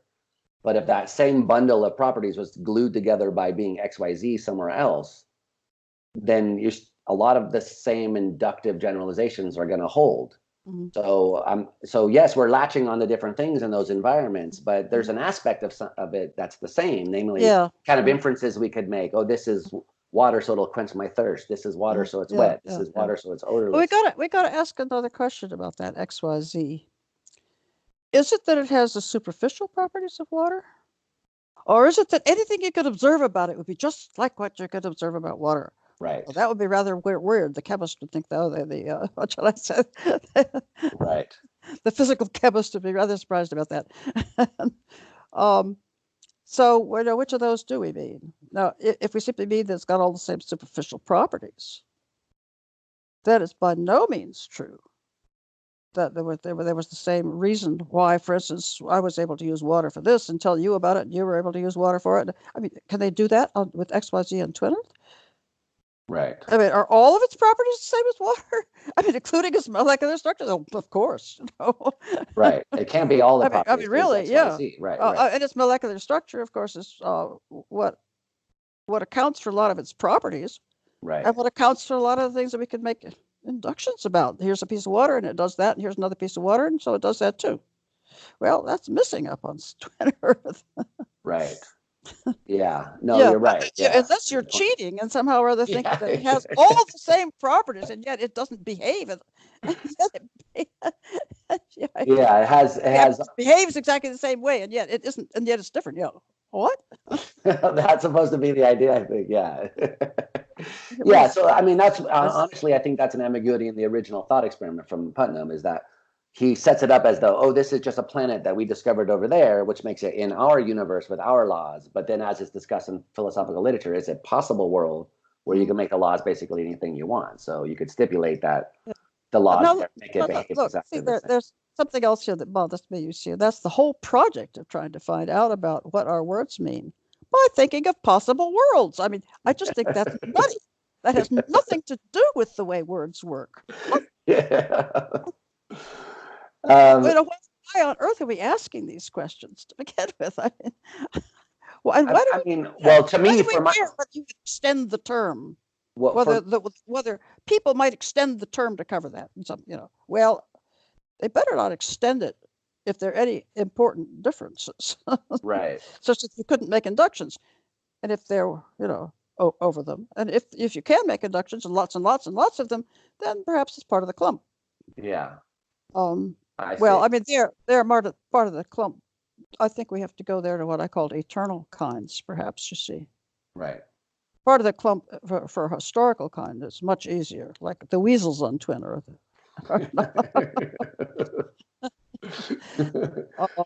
Yeah, but yeah. It's clear they're not weasels, right? It is, yeah, it is a slightly different matter. But, yeah. Okay, that's interesting. I mean, so for me, the thinking about possible cases, why that's relevant, I would say, or why anyone should do it, is especially with respect to trying to clear up verbal or potential verbal disputes. So if you're arguing with someone who says there's water on Twin Earth and you say no, there's not, and you're yelling in there, yes, there is, no, there isn't. Well, it seems to me that this is just a verbal dispute. You're using the word water in different ways. One person says its meaning is its extension. The other person says it's its intention, and that clears up the debate, and it helps you understand. They're using it in different ways, but I think to include the Twin Earth water in an ordinary way as part of what water means, right? To decide to do that would be pretty dumb. Yeah. Because it would turn out that suddenly all new inductions you couldn't make. I mean, because we'd say because it's really something different, like jadeite and nephrite. I mean, it's really something different. Right. So why shouldn't we just, why can't the chemist just say, oh, well, let's call it jade and jadeite the same thing? Right, and nothing much hangs on. They got these properties in common, so let's call them the same thing. Exactly. It doesn't work for chemistry. I'm sorry. Yeah, exactly. Does it? Yeah, exactly. Okay. I mean, yeah, I have deep sympathies with externalism, so it's easy to convince me. But I also it just seems to me that part of it seems to be very commonsensical to think that there's a distinction between sense and reference, and that both of those are elements of the meanings of terms, and that you get at them in different ways. And one of them you get at by looking at how the world is and what we've tracked and what's out there. And the other one you get at by thinking about what's cognitively significant to the individual and how they judge various cases. But I understand that not everyone thinks that those are equally. Well, not only that, but I've been making a basic attack for years on the sense reference. I mean, there is no such thing as sense. There really is nothing out there that could correspond even vaguely to what Frege meant by sense. So there are people have different ways of recognizing the same thing again. Yeah. And so if you tell somebody about something by describing it in a way that they wouldn't recognize it, of course, you couldn't describe it differently. I mean, anyway. Yeah, a blind person. Anyway, that's just a mistaken idea about the way language and thought work to think about sense and reference. So we'd have to go through. Yeah, no, I understand. A whole other thing. I mean, I understand what you're saying, because if someone's blind, then telling them that water is clear is not really helpful for them re-identifying water. Yeah. Someone who has no sense of smell, telling them that it's odorless is not very helpful. So the blind person identifies water in a way that doesn't involve it being clear. Yeah. But it may be that Helen Keller was awfully good at identifying water. Exactly. Right. I see what you're saying. I guess I'm not sure if that would really, I mean, I don't want to bog this down too much, but it just seems to me it's not really clear that that's really an argument against the existence of senses, as opposed to a kind of Fregean sense, which is external or independent. Yeah. But that, that's a whole other. It's a whole other. So I guess I would say we're talking about more like concepts, more what the traditional notion of a concept is. Mm-hmm. And that's the thing which you could get. So the uniset may be good for picking out the extension, the thing in the world, but then there's something about the way in which we pick it out, which you could identify with, I guess, what in your old work you called the conception of the thing, which I guess morphed into the unicept idea. Is that? Yeah. I called conceptions. What I called conceptions there, I guess, were really my unit trackers. Oh, they were the unit. Okay. I think, right? So, yeah. So what's funny there, you see, is that, all right, you have your unit trackers and I have mine. You call those conceptions if you like. But it's impossible for you and I to have the same conception then, because the unit tracker is a little entity in your brain. Right. Right. And the way it operates may be in many ways different from the way yours does. And there's nothing in it. There's nothing that would say that, well, this makes it the same unit Right. as that, except it's tracking the same thing. So why isn't that just a kind of different version of Chomsky's idea that there's no public language and it's just idiolects? And then you say, yeah, but there is a public language, and we can say, here's how you get the public language, and then there's also the idiolects. So why can't there be both? Oh, great Scott! I have an article on that goes way back. It was in the volume Chomsky and His Critics. Oh, okay. Years ago. Yeah. In which exactly I fussed with him over the idea that I language was basic, and tried to demonstrate that absolutely not. That what's really basic is the language that's out in the world between us. Right. The language one's used with communication. But so that's a long argument. I mean, that's. But that's not. But I agree with that. So there, I think the dispute between you and Chomsky is what's basic. So he thinks you start with the I language and somehow have to get an approximation of a public language. And I thought that's what you were disagreeing with there. Oh, I see. But what I'm saying is, why can't there be whichever one is basic or primary? Who knows? But why can't there be both? There's the public language, and then also the idiolect, and maybe we have them both, and maybe they glom onto these two different kind of ancestors of things. Difference. That's fine, as long as one doesn't think of the idiolect as being one's own private way of having one's own criteria of identification. Right. How about if you think my ways of identifying are not criteria. Right.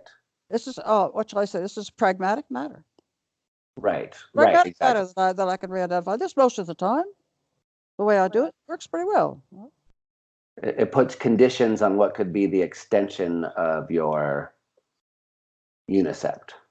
Absolutely, yeah. As a matter of fact, perhaps can say that definitely is the extension to my unicept, because that's really the only thing out there that could reasonably be identified this way, that way, and that way. Most of the time, and but more so because the information that I have about it came from there. Right. Any information that I have about this, if it's really information about this, it came via a long route, perhaps through natural information, and it is actually information about that thing. Yes. Right. No, I think I have a clearer of how you could step through this minefield and come up with a view that I think would allow both kinds of content. I mean, I don't know. Do you agree in general that when we're theorizing, it's a virtue to save as much of folk psychology as we can? Wait a minute. What is a virtue to save? I'm sorry, my hearing isn't great. Sorry. Do you agree that in general it's a virtue of theorizing to try to save as much folk psychology as we can? No. No. Okay. Oh, interesting. No. Well, yes and no. I mean, look, folk psychology, a lot of it worked. Right. So of course there's the question of why it worked.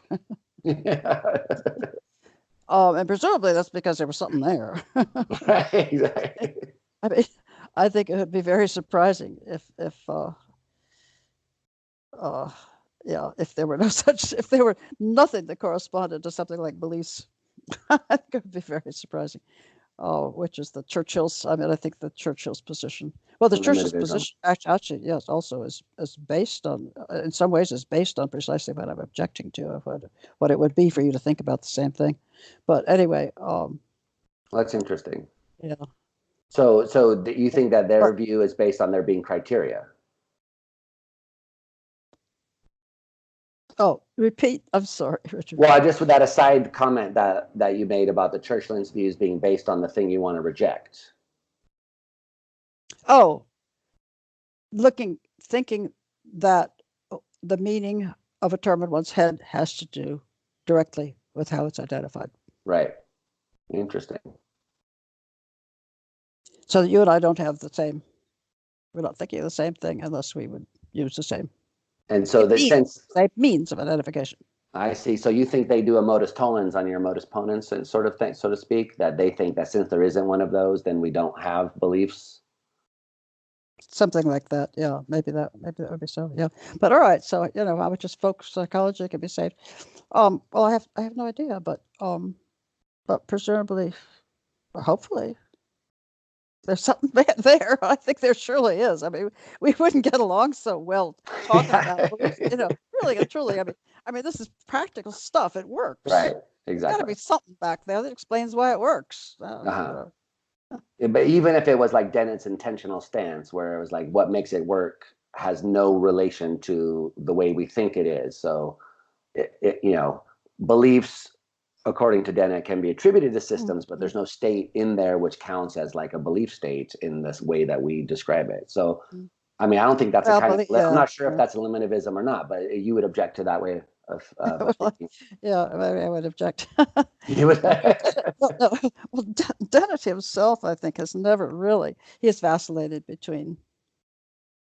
Uh, he's vacillated between Gilbert Ryle and taking it that really our thinking has to do with, I think, with patterns of behavior, right? Right. To thinking about internal representations. I mean, he goes back and forth between these all the time. But yeah. So what? I'm sorry. I guess I lost track of the basic question here, didn't I? Yeah, I did too. So what? Well, I was just, Yeah, I think it would be very, very strange if it turned out that there was nothing behind our. I mean, certainly, I think. Well, certainly, I think that the business, that the idea that you could take that the intentional stance could be useful in understanding something that didn't, in fact, have representational representations is simply wrong. right. And of course, Dennett was certainly willing to play with that idea. He was suggested to maybe even mean it at one time. Right. I thought he still meant it. But whether or not, so.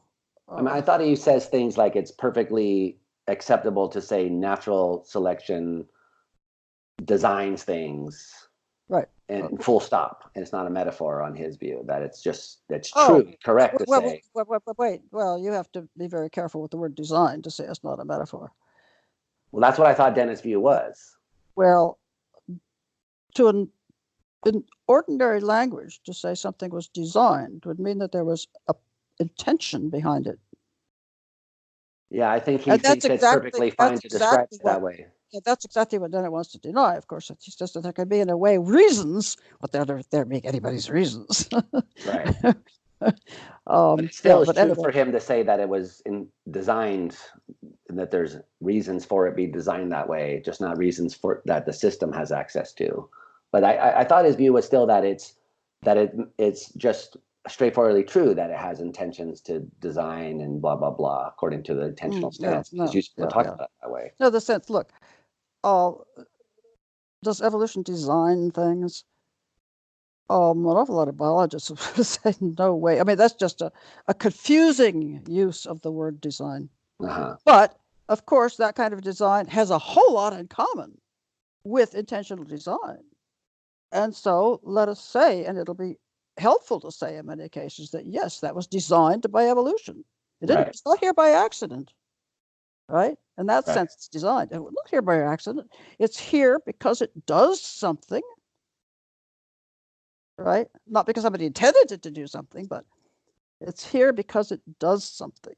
And that's quite different from its being here by accident. In that sense, it was designed.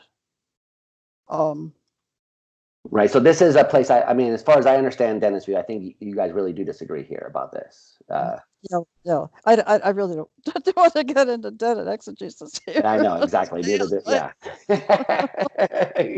Okay. So we've been keeping you here forever over multiple years. So I feel like I have to let you go at some point. But I did want to ask you about the kind of the Kripkenstein paradox and Fodor's argument against selection for, which I know you were talking about last time, that you said it's perfectly obviously known to be false and wrong.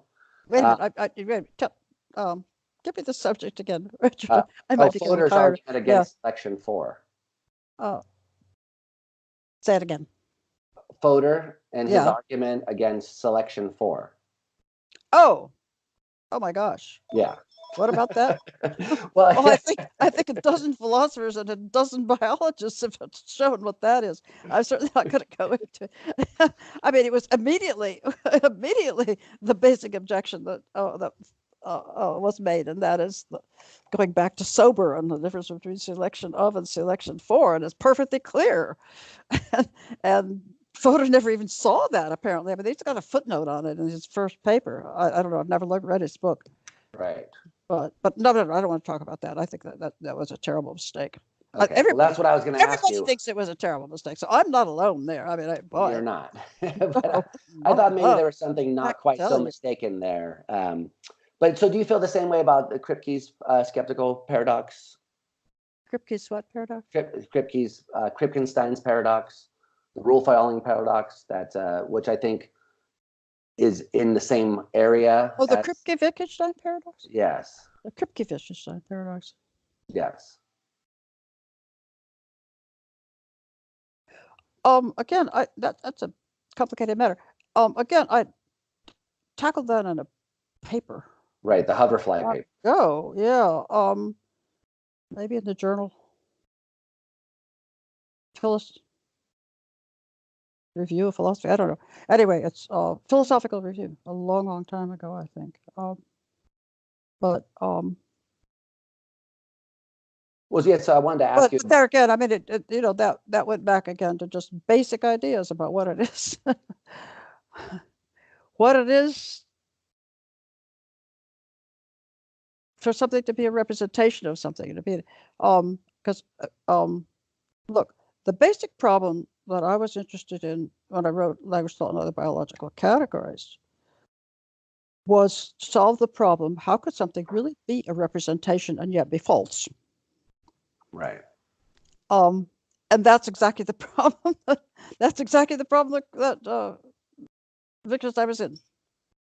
Kripke Wittgenstein, or at least as Kripke sees it. And what I want to say is, in other words, if all you can make out about what somebody means is their dispositions, right, to go on, I said, no, that's not correct. But much more sensible, if you really want to understand false, I mean, you're never going to understand false belief that way. But you have to understand false belief by making a distinction between, that it says what it was designed for, right, what it was designed to do, why it's here, because its ancestors were able to do this, this, and this, to make a distinction between that and what it happens to be doing now. Right. And if you do that, you don't get a Kripke-Wittgenstein paradox. That's what I'm curious about. Is I don't understand why we don't still get it. So if you, because all of those arguments turn on what a person's disposition would be to go on. Right. No. So what he means is supposed to be determined by his disposition to go on. And I say, look, his disposition to go on is not what's important. What's important is the mechanism behind his judgment, and what would have happened if things had worked successfully or worked as this thing was designed for. Right.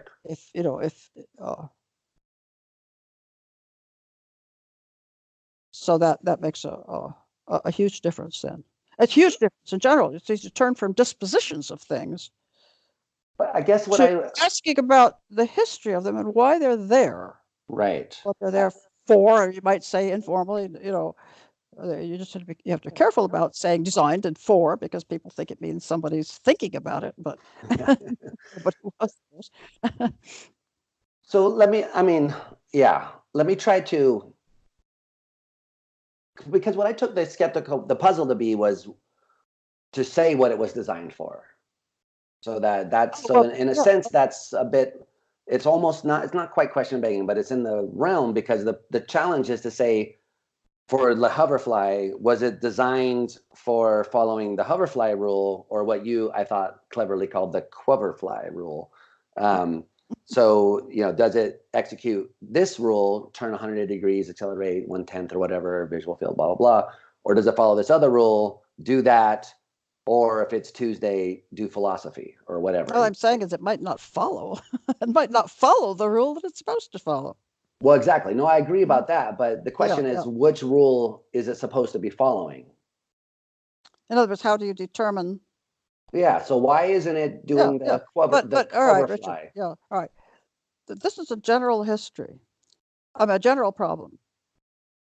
How, if you want to claim that anything has a certain history, right? Obviously, you're making. Obviously, this is, I don't want to say speculative, but you've got to give evidence, but there's no proof. Right. Never any proof. If I ask you what makes you think that your eyes were designed for seeing, try to tell me. What makes you think that the history of your eyes was such that, right?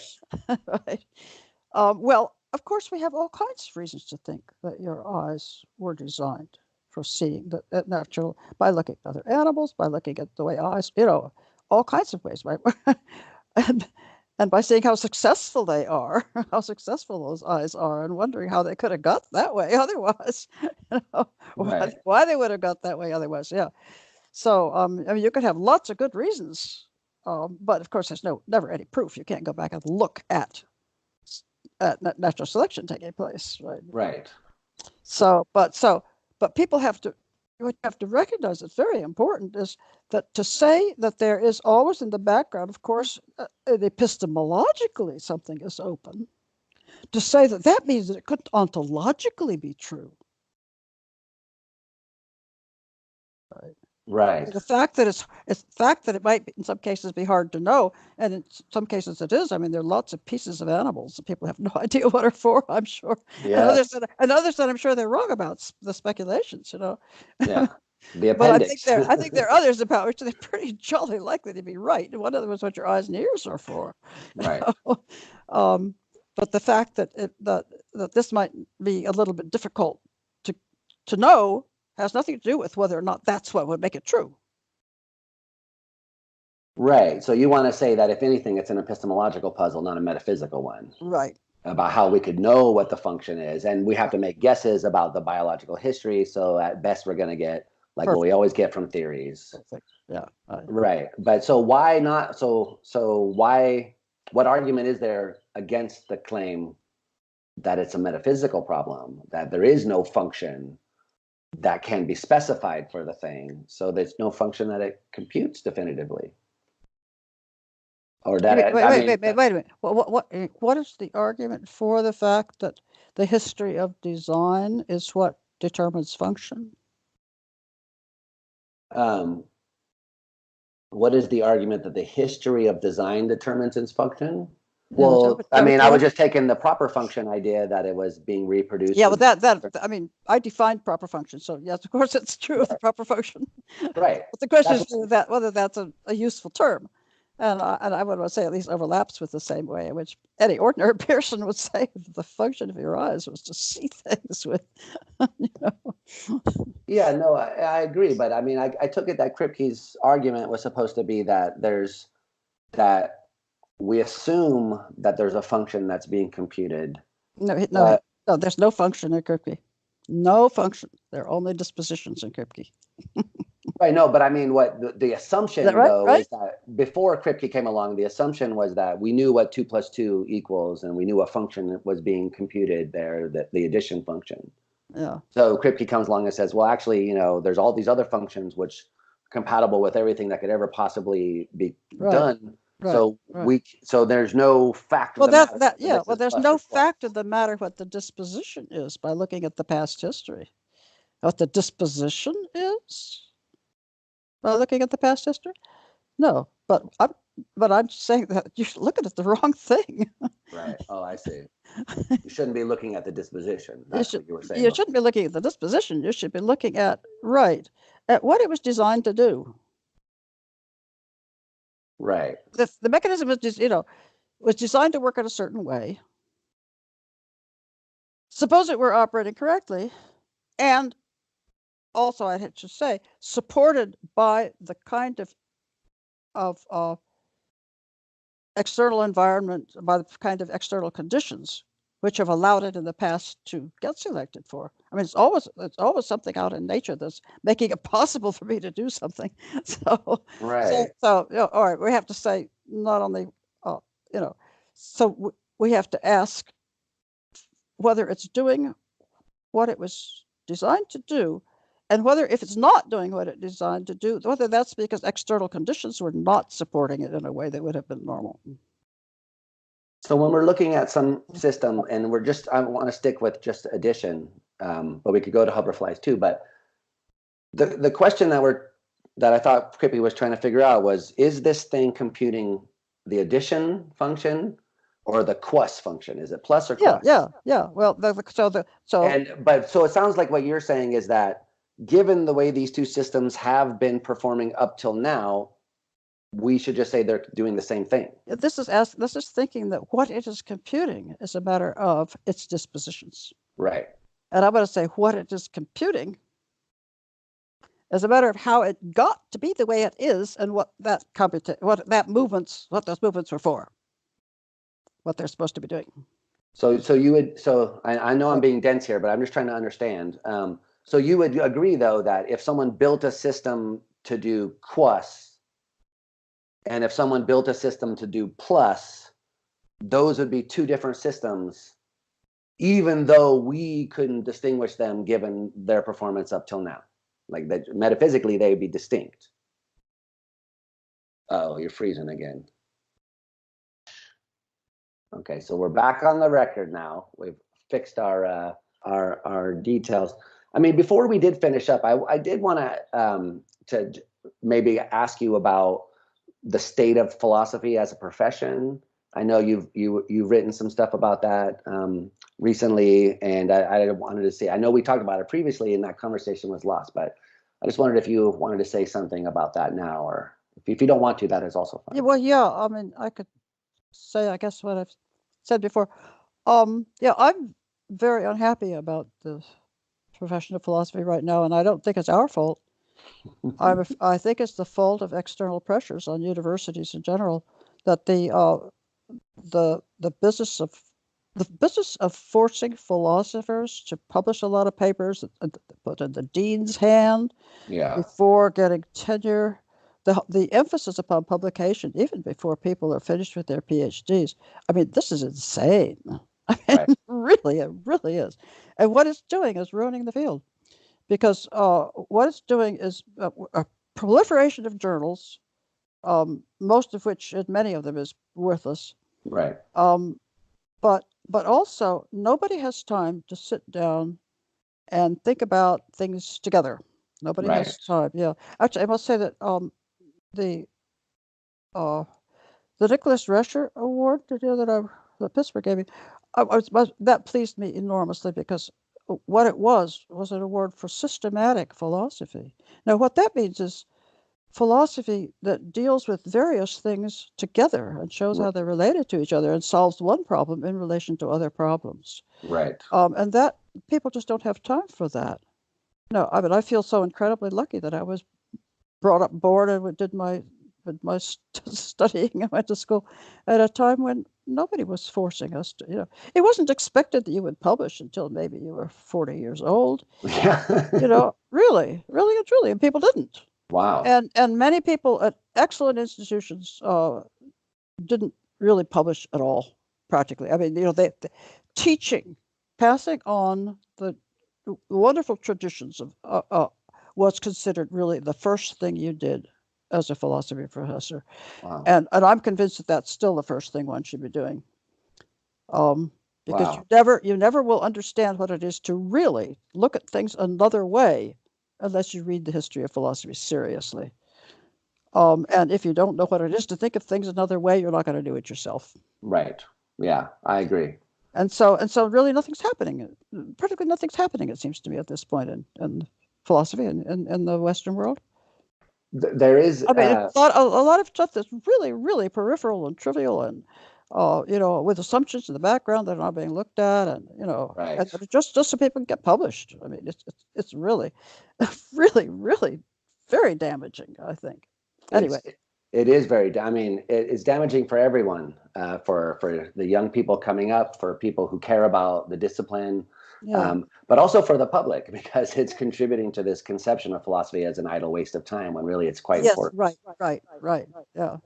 That all we're doing is jargon and esoteric Worrying whether you should gamification. push the fat man onto the tracks Yeah, or like exactly. I hour mean, after hour, paper after paper. I mean, Uh, so many, exactly. I can just say personally, because I was in Yukon for a year, you know, where that's where I met you.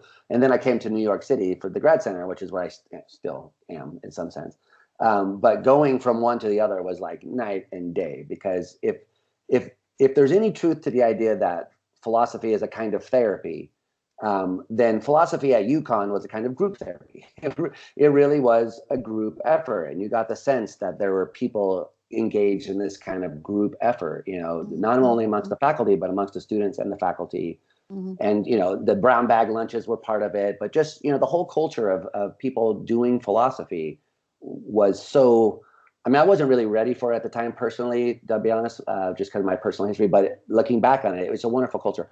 Coming to New York, of course, completely different. It was all about, you know, how smart can you appear in the seminar, and can you ask a question that makes the other person feel like they should quit? Yeah, That's a sad, completely different sad, mindset. You yeah. know, Like, got to show myself and show myself quick. yeah, Get a good exactly. job. Yeah, exactly. And this kind of take your time and ask the and think about it seriously, like to have the kind of discussions we're having where you're thinking through issues and possibilities. That's something that people don't have time for, let alone reading other people's work and seriously engaging with it, right? Everyone skims, and that's why there's so many strong persons in the literature. And so I agree with you. It's a disaster.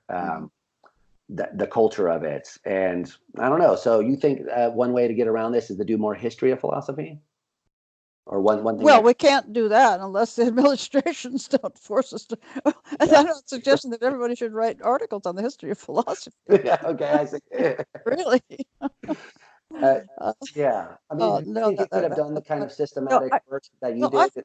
I had a thought one time that I thought might help, but I didn't know. That is, if the APA, for instance, would get together and make a statement Right. that could be sent to deans and presidents, and explaining really that tenure in philosophy probably means something different from tenure in psychology, that there is nothing parallel in philosophy to being a good experimental person and running some nice experiments and finding out that Exactly. X, Y is or isn't true, that that's just not philosophy. You have to be a lot older, usually, to do Yeah. anything significant in philosophy. And so, Yeah. and you don't publish junk. I mean, if you publish that young, most are going to publish stuff that's trivial. Yeah, It'll exactly. be trivial to you in 15 years anyway. Exactly. And so that they should think about the tenure requirements differently. I mean, it's sad because I remember when I was an undergraduate and when I was first starting to study philosophy in a serious way, like I never had any pretenses of becoming a great philosopher. Like I never thought of myself, well, I'm going to be the next Socrates or Aristotle or Cryptic or whatever. But I really just wanted to be part of the conversation. Like when I was like, I just wanted to be in the conversation talking about this stuff. And sadly, the bar for getting into that conversation is publishing a lot. You have to, Ridiculous. but Yeah. it shouldn't be that way, right? Yeah. The desire to be part of the conversation shouldn't require that you clutter up the conversation with a bunch of stuff that's not worth preserving, right? I don't know, Richard. That reminds me. For a good many years, I was a sort of an adjunct teaching women's studies, actually, because I'd come back here and married my husband, and there was no position. Uh-huh. And I started at that time. I was writing stuff, and I gave a piece one time to the chairman of my department. He looked at it, and he said, "Why do you want to?" I mean, at those times, it wouldn't have been required you wouldn't have to be required a publication to stay there. Right? Why do you want to publish this? And I said exactly what you said. I have some things to say. I want to enter the conversation. Yeah. That's exactly what I said. Exactly right. Yeah, exactly. That's what we want. And that's it should be more conversation. There Yeah, should be yeah. more dialogue. And it's even true with conferences. I mean, I can't tell you how kind of burnt out on conferences I am because you go and there's 50 minutes of someone talking at you and 5 minutes of someone asking grandstanding questions, and then it's over. You're like, right, I could have read that at home and I already knew what right, you were going to say, but where's the discussion? All these smart right, people in the room, like, let's let them talk. It's really too bad, but I think it's nice that people are speaking out, that it's good to hear people who have some position in the field saying, hey, look, what we're doing to our young people here isn't good for what we think what we're doing to the whole discipline. I mean, if you don't teach history and philosophy, I mean, the whole tradition is going to get lost. Right. And it's important to see that there were totally different ways of looking at some of these things in history. I mean, yes, without seeing that and taking it seriously, as I say, you're never going to, as people say, get out of the box. Exactly. And it's important, especially cross-culturally, right? I mean, if you're interested in the philosophy of mind, you should be thinking about Plato and Aristotle, but also what was going on in Indian traditions, which, by the way, much more interesting from the point of view of philosophy of mind than what was going on in the Western tradition. Yeah. No, just to read really seriously and enough of a few classical philosophers to kind of see that, I kind of see what they were saying. I can see why a real person with a brain would have said that. Exactly. In fact, these are guys that are awful smart, and they said that. That's my primary motive in teaching, is I try to tell students, look, you don't have to agree with Hume or Kant, but you should try to see why a not-idiot would say that, right? Yeah, why did you say that? Yeah, exactly.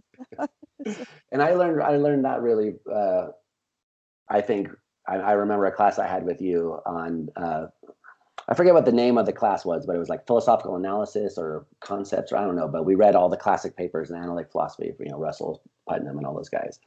It was really what you taught us in that class, I think, was really important, was how to put ourselves in their position and not just tear them down, but to say, why would someone say these things? What problems are they confronted with? Why are they thinking about them this way? Yeah. That's the important tool that you're thinking philosophically, I think. Yeah. Actually, I think what a person has to do is play devil's advocate. I mean, you have to present the person and get the students to raise objections, and you answer those objections, and you show that it's much more sensible than they think it is, right? Exactly. That really is a good, that's a good philosophy teacher right there. Exactly. Okay, well, I've been keeping you forever. I have to let you go at some point, unfortunately. Ruth, I want to thank you again for your openness and your willingness to engage in these kind of discussions. It really has been great fun for me. I mean that tremendously. So just want to thank you in general for being a great philosopher, but also being a very nice person, for making philosophy fun to do, more like it should be, I think. So thank you very much. Oh, well, thank you, Richard. I appreciate the depth and, you're asking the right questions. Thank you. Thank you. It's very, very nice. Very nice. Thank you. Thank you. All right. So I'll go ahead and sign us off then. This time we'll end on purpose, even. Okay. Instead of accidentally. All right. Goodbye. All right.